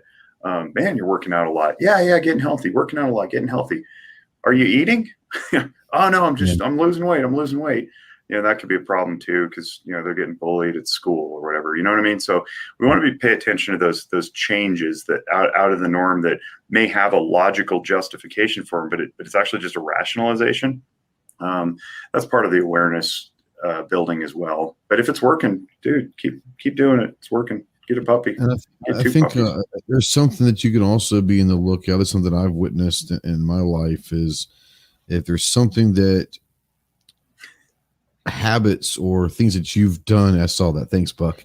But if there's, let's just say Mary and Larry always went to the grocery store together and they went to the movies and all of a sudden Larry's never takes Mary to the grocery store. He still goes to the grocery store, but it's by himself. Or there's little bitty things. And it might be something as simple as that. Or, used to take the kids to the park on Sunday and he doesn't want to do that anymore. And like you said, isolation doesn't necessarily mean stuck in a dark room, depressed, and depression can show its face in a lot of different ways. And I think that that's one of the things that when most people think and they hear the words mental health, they think one of two or three things. They think like PTSD, I think, is the big elephant in the room, but they think that, bipolar or schizophrenia and all this stuff.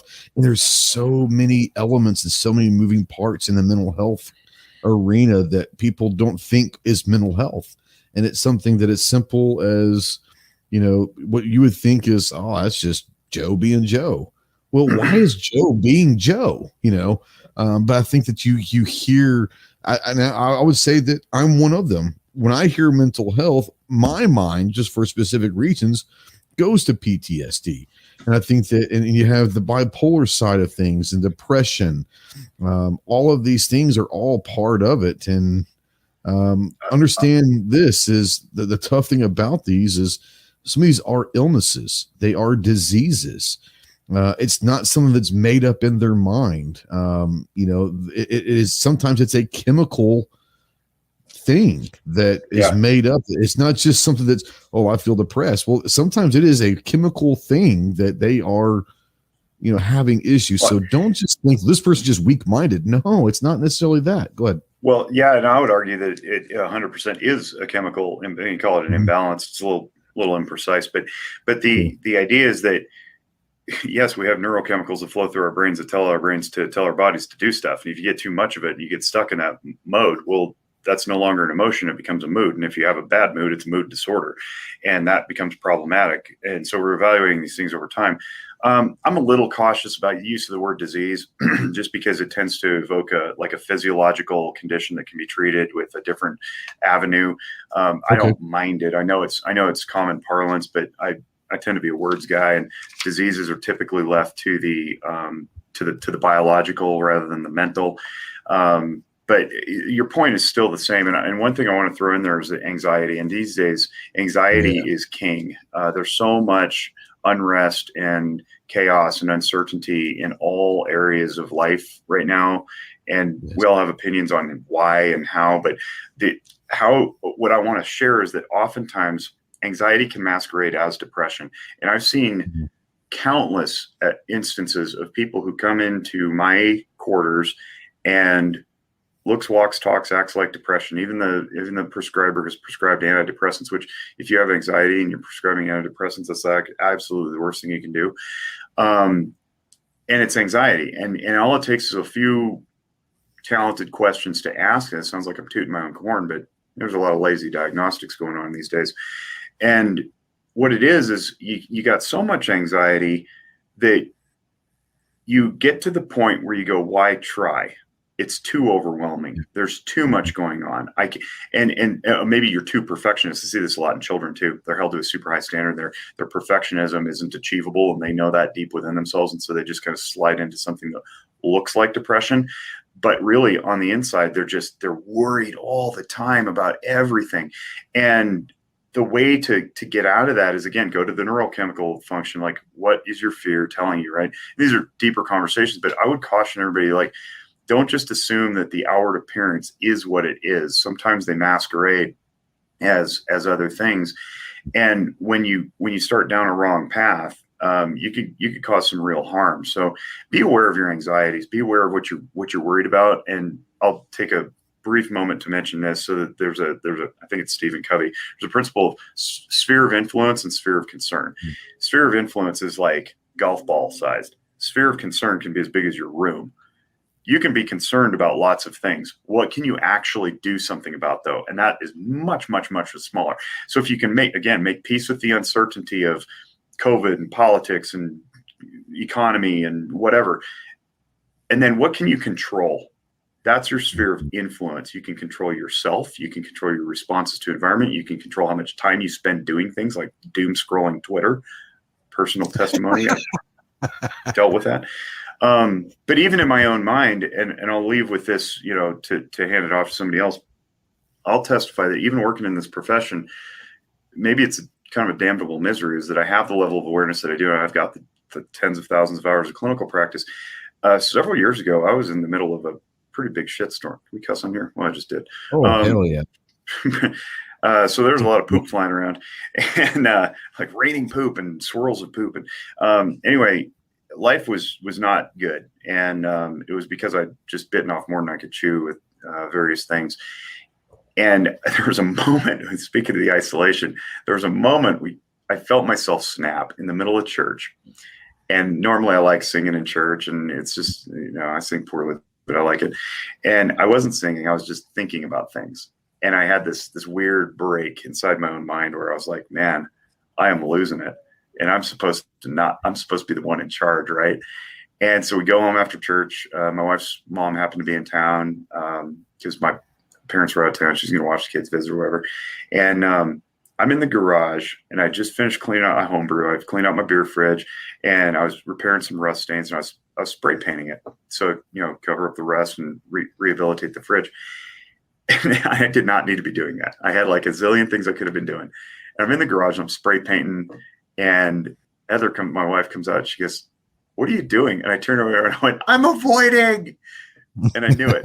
I knew it. I was avoiding everything on my plate for work, for the extracurriculars I was involved in. I was avoiding the kids. I was avoiding everything. And I knew it. I was so aware of it at the time, but man, I couldn't pull out of it. And it took me a few days, and it was really, really scary.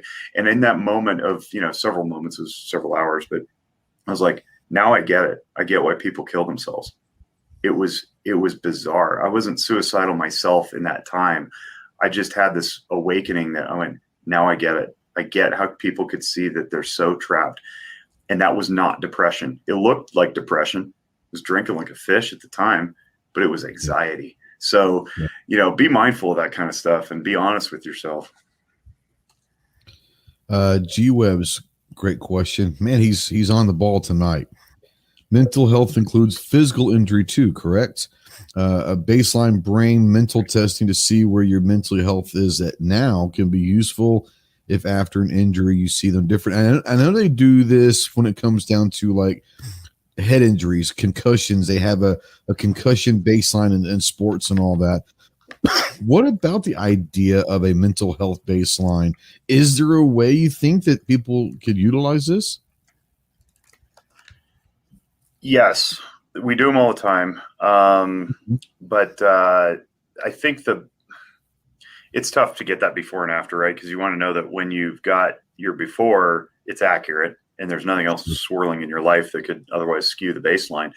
And then, afterward, when do you test, right? So we could do a controlled experiment. Somebody deploys, somebody comes back. You can kind of evaluate that, I suppose. But with specific regard to a head injury, traumatic brain injury, something that's structural and organic, I think it's wise to just be aware of it. I have a very good friend who had a TBI back when he was 24 years old. We're 43, 42 now. And he crashed his motorcycle. And still to this day, he's got anger impulse issues. Now he's aware of them and he controls them, to Chris's point earlier about, mastering the demons, not eradicating them. Rob's learned how to cover that. And I've had him on my own podcast before, and he talks openly about this. It's a very, very cool story. He almost died, but it's with him still. And he knows it, and he's learned how to get it under control. He is very fortunate. Some people don't understanding, a series of concussions, CTE, that kind of thing, sports, contact sports especially. So yes, absolutely. But here's where I want to go with this. The less obvious ones, you didn't fall down a series of steps and hit your head a bunch of times, and it's like, oh, obviously your brain's scrambled, right? I'm talking people who have chronic ailments that whether or not they can point to them is immaterial. The point is they're living in pain. I'm currently living in pain because I got some scoliosis in my back from playing sports my whole life, knee problems. And that can really foul your mood, man. Like when you're constantly in pain. And then what do? Painkillers, except no. So, yeah, man. We want to be mindful of that too, because one can absolutely affect the other. I mentioned earlier, you can have some blocked up emotional stuff that'll turn into physiological problems. The reverse is also true, or the inverse, I should say, where you can hurt yourself and it doesn't get well. And then all of a sudden you're not just in a bad mood because you're hurting, but you're contemplating your role in life. It's like, well, I used to be this highly athletic person, or now I can't climb a ladder and put up the Christmas lights. It's like, oh my God, what kind of dad am I when I can't put up Christmas lights for my kid? True story. So that's real. Yeah, absolutely. Yeah. It's there's a lot of things that happen on a daily basis that you would never individually think that could lead to X, Y, Z, but you take A, B, and C, D, E, and F, and collectively they could add up to Z. Yeah, I think a lot of it comes down, and Clover makes a great point. It says, sadly, most people bring anxiety onto themselves. We need more education on how the people relax. And I think that a lot of it comes down to if you can laugh and you can cry every day, try to do something that's going to make yourself laugh, whether it's a joke or a movie or something. Showing your mind that you still have emotions. And it sounds crazy. If you've never been around a psychopath, it's interesting. They're masters at faking, but they truly don't have emotions. And that's a scary thought when you realize that person doesn't feel love, doesn't feel anger, doesn't feel anything. I don't ever want to be that way, So if you can make yourself laugh, make yourself cry on a daily basis, at least keep in touch with your emotions, at least you have them, and then relax. One of the things that I try to help, I help younger people, especially veterans. They come home, they're angry. You mentioned anger earlier, and they're angry because no one understands them, or they've seen horrific things, they've done horrific things, and they just and they get mad at every little thing. That should have been gray. Why did you get me a white t-shirt? I like gray t-shirts, whatever sets them off. And I was helping this young man a few months ago, and I told him, I just understand I'm angry all the time. And I said, I give myself one good fight a day, one. And every time I feel like myself is just getting riled up, I'll ask myself, is this the fight that I want to go with today? And 99% of the time it's not, and there are days that I don't fight at all, but I give myself legitimately one fight a day. But every time something happens, is this the fight that I want to fight today? And if the answer is no, then you gotta let it go. And that's something that I'm not saying that helps, but it is what it is. Now Clover says he's got a good story to bring up, so I want to bring Clover in. What you got here, homie? Yeah, you talk about the anger thing, and this is something that and my wife knows it's true. I mean, I'm blessed to have my wife, and her and I are vastly different, but then we're there's core similarities, right, to us. And one of the things that's always worked for us is from a marital standpoint, and particularly with anger issues, and Ghost can attest to this, is we fight like cats and dogs intentionally, getting on each other's nerves about the most benign, small, stupid things. And then when the big things come along, all that's out of our system. We keep all of that out of our system with the crap that does not matter. And Ghost can attest to it. Mike might even can, that we bickered and fought about just some stupid stuff. Well, and outside looking in, people see that and they go, man, those two, how can they possibly be happy? And it's like, well, it's because It works. We expend the energy on the stupid stuff, right? And to an extent, we enjoy it because it's stupid stuff. It's nothing that's detrimental to the marriage, right? And Clover has witnessed my wife and I slowly do that because we're both very, how do I put this, prideful people. We're both A personalities, and we bicker a lot. But we're both exact same to where 5 minutes later, once we get it off our chest, it's over. We move on, never brought up again. So in a way, it may not be healthy, but for us, it works because we know that we were comfortable enough with ourselves that we can get it off our chest to each other. And 5 minutes later, it's like nothing ever happened. And so I don't know if that's a good thing or not, but it works for us, you know? I can't stress enough the emotional functioning link. If I could invite everybody to watch that, I think you'll find it incredibly instructional and applicable to your life. And I just really strongly stress that. And the book, the Walking Through Anger that I mentioned, it's incredibly useful. Yeah. This has been an amazing conversation. It has gotten to the point where I think that a lot of people don't necessarily want to hear this conversation yet. I know that's something that Mike and Jake are working hard. We're all trying to work hard on making this a conversation that can be had normally without anxiety or fear of what the conversation is. We still got a long way to go. It's not going to happen overnight, but I want to thank you guys to have some fun. Before we go do our closing and let you guys plug, we do some polls every week, and they're kind of fun little polls. And I want to go over some of the results, but ask you the questions too, Mike and Jake. These are from last week. And I know Mike will have a very definite answer for this, and he'll feel strongly about one of these answers. But the first question is the best. This is of these choices that I give you. We've got 516 people that voted. Best rap group of the 80s.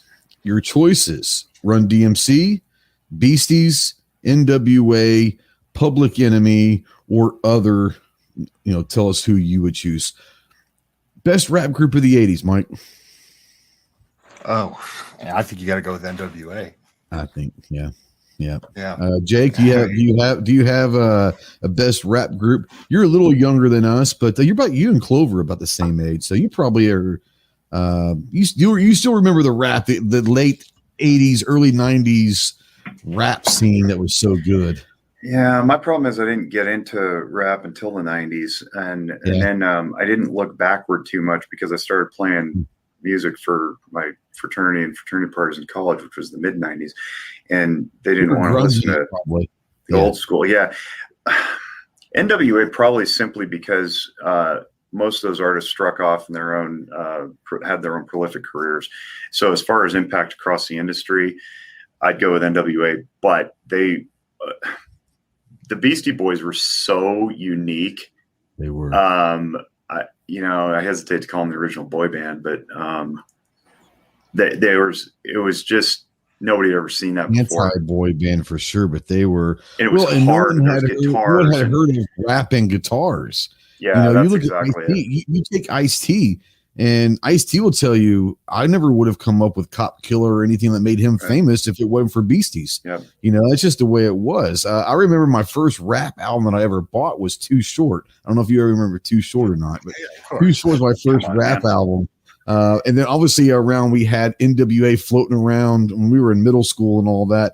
We couldn't buy it, but everyone's older brother had, Straight Outta Compton, or you had the Beastie Boys. I mean, I think that I would say NWA. I think they're the most influential. I think they changed the rap game. But probably my favorite is Beasties for sure. Clover, which one do you like of those, or do you have another one you want to bring up? The Run DMC. Yeah, Run DMC was a good one. So with 516 votes, NWA is leading the way with 44%, Beastie Boys with 25%, DMC with 18%, Public Enemy with 9%, and a lot of them were 4% with the other. You had a lot of different ones. Grandmaster Flash. You had they were talking. I mean, they started, but you had people talking about all sorts of people that were good. But Blondie. Can we throw Blondie in there? Technically with Raptor, I think that I mean, she actually did rap a little bit. Was it Raptor or Rapture, whatever it was? But Rapture. She was fine as hell too, though. That helps. I said that out loud. Okay. The next question. All right. How do you eat Oreos? Plain with no milk, just a cookie. Dunk it in milk. Lick the frosting off first, or the sacrilege. I don't like Oreos. Jake, we'll go with you first. How do you eat Oreos? And if you say you don't like Oreos, then just go ahead and leave now. Just saying.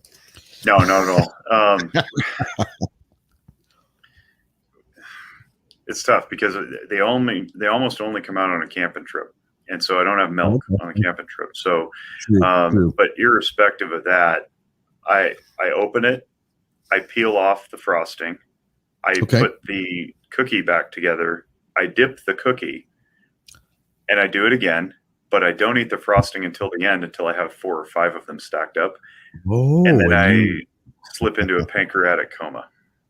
You have taken it to a whole new level, and I'll put it to you this way. You, my sir, had just been the Jedi Master of Oreos, because I never thought about when I used to lick the frosting up and I ate it immediately. I didn't ever think about taking it, putting it to the side, and stacking it up. That's genius. I also peel a little bit OCD. I'm not real sure. I peel the top off my Hostess cupcakes and set the chocolate top aside. I'm the same way. Yeah, I'm the same way. And then I tear it and I lick the cream inside of it, and then I start dipping. Oh yeah, I'm weird when it comes to stuff like that. No doubt. Mike, what about you and Oreos? Yeah, I went right for the frosting, man, or your cream in the middle. You know what I mean? Now here's a question: did you eat the cookies later, or did you just toss them to the side? No, I would eat the cookies after, but I always killed that middle first. And then when I got the double stuff, I remember like, perfect to give you more, you know.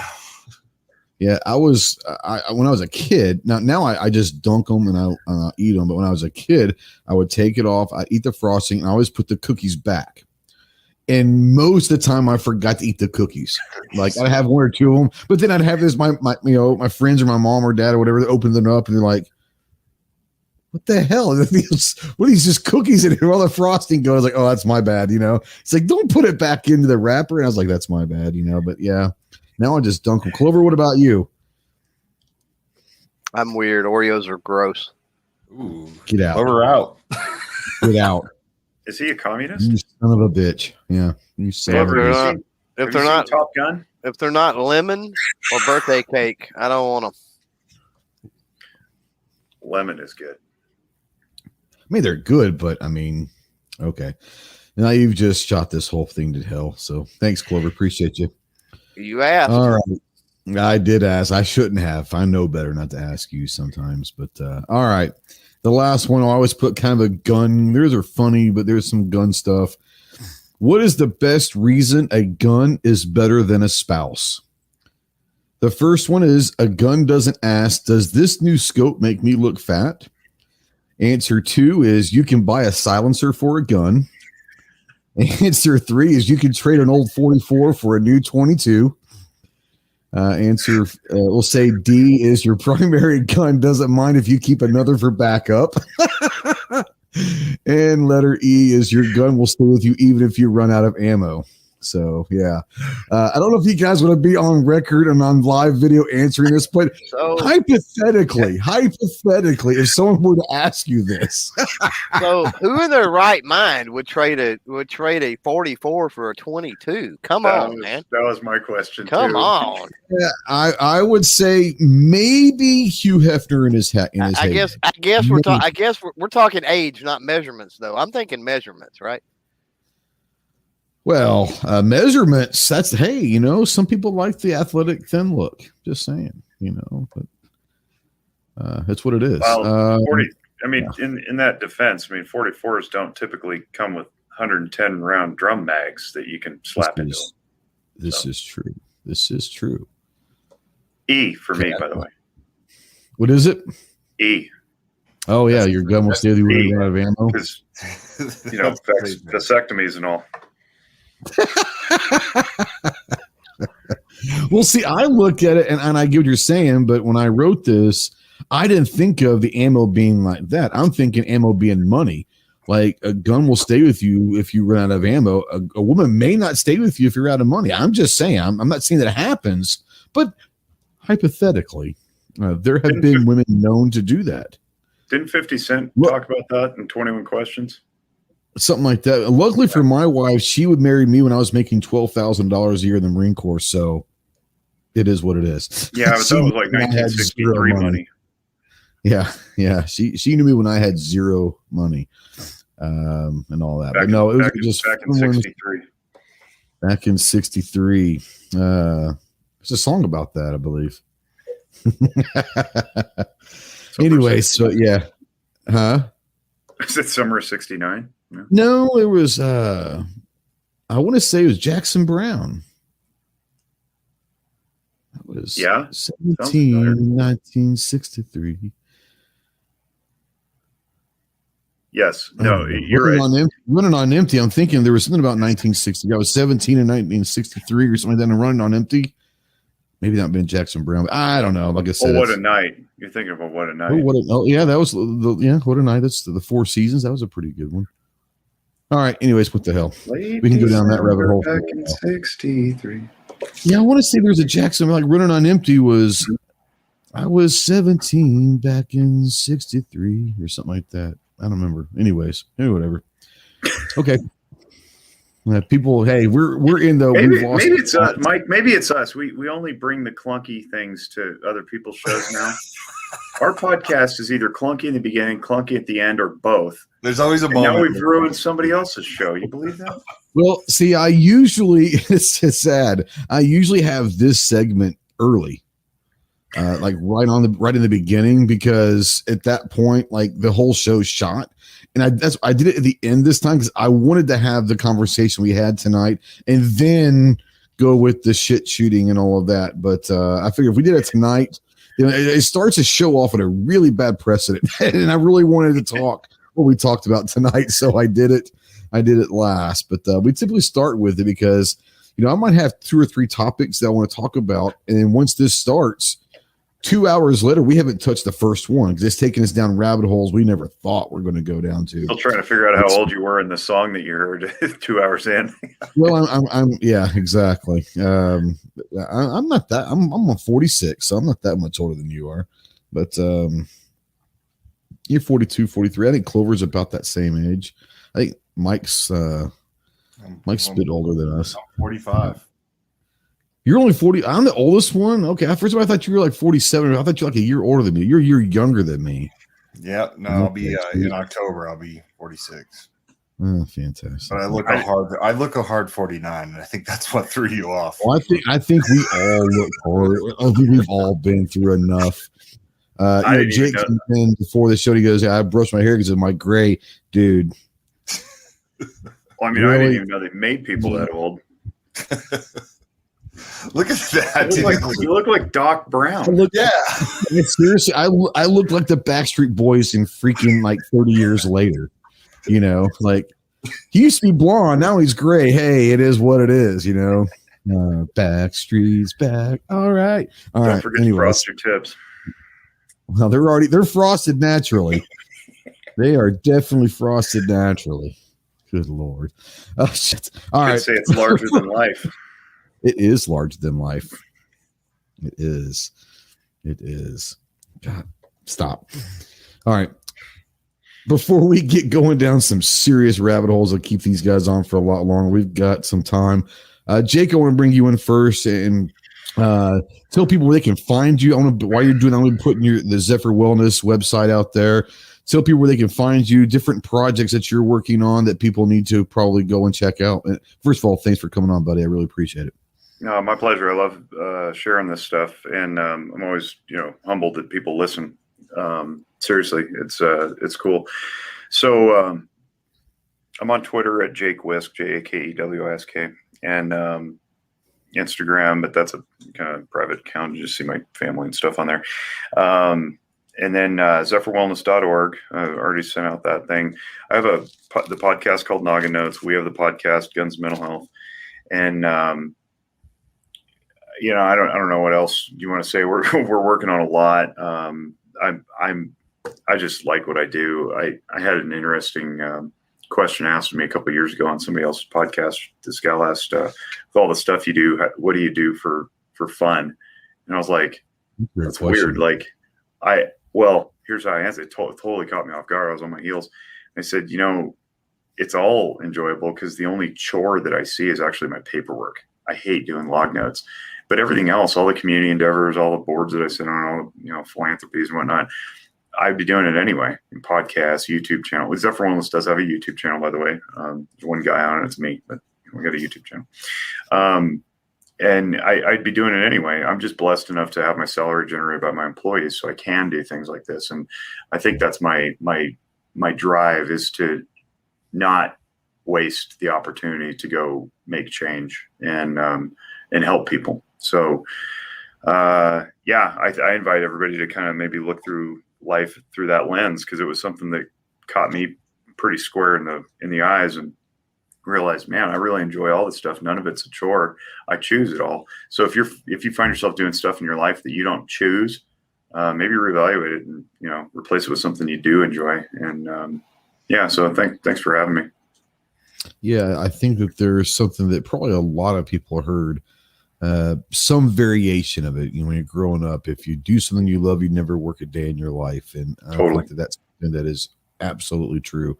I want to bring Clover in here. Clove, thanks for coming on, buddy. I know you've been feeling a little under the weather, but appreciate you coming on. Do you have anything that you want to kind of talk about, or any final questions that you want to bring up? No, man, I'm good. It's been a great conversation. Yes. What are some of the projects that you've been working on, and where can people find you? Oh, people can't find me anywhere. I've been out of stock for months and months and months, brother. So I hate their luck. Sorry. You missed your opportunity, folks. You're a little sour right now. Maybe.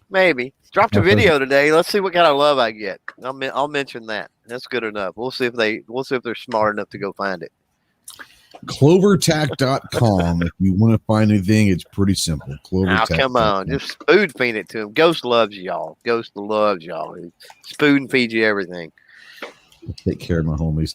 Hey, I got a lot of people out there that are like me. They're not the sharpest crayon in the box. You got to help them a little bit, but I love them. Yeah, thanks for coming on, brother.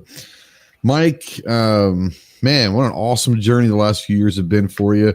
Hectic, stressful, sometimes annoying, I'm sure. But Gil, tell people what they can find you, any projects that you think, you know, coming up, or stuff that you want to see happen. Let them know where they can find it, and I'll be putting out the website and all that while you're talking. Okay, yeah, you can find me online. You can find the organization online at Walk the Talk US on Twitter, Instagram, Facebook. I'm on there as Michael Sedini at Michael_Sedini. I will be at the Solutionary Summit, the second annual Solutionary Summit that Maj Toure from Black Guns Matter. They're having me back. I will be presenting. So if anyone's in the Miami area this weekend, stop into that. Definitely come say hi.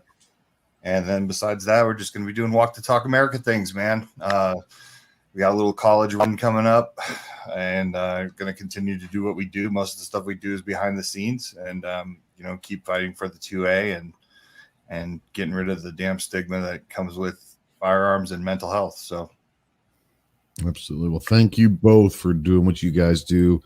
I don't know if anyone will ever know all the stuff you guys are doing behind the scenes that people won't know about, but I know some of the stuff y'all are working on, and I appreciate you guys. But yeah, keep up the good work. We're anything we can do to help out, support you. Anyone out there watching, more importantly, listening, we get a lot more listens and podcasts than we do in the video side. So if you're out there in the podcast world, check out zephyrwellness.org. It's ZEPHYRWELLNESS.org. Links will be in the description. And check out walkthetalkamerica.org. Even if you don't think that you have any issues, arm yourself with knowledge. Arm yourself with knowledge that could help the next person that does need help be able to not just identify, but to help them. If you're out there and you need help, please, like I said before, call me, text me, email me. You do have a lot of brothers and sisters out there that are willing to help, and the world is a much better place with you in it. In that, we will say good night. Thank you for watching live, everyone out there. Thank you for watching in replay. If you're watching replay or listening in podcast form, the conversation doesn't have to stop. You'll utilize that comment section. If you have any questions for Mike or Jake or Clover or myself, put them in there. We will make sure they get answered. Talk to these people. There are real people that are actually able and willing to talk to you, have a conversation. So if you're out there and you need help, suicide hotline, 1-800-273-8255. 1-800-273-8255. If you're a veteran, press 1. We'll see you soon. Stay out there. Stay frosty. Stay strong. Stay alive. Semper Fi.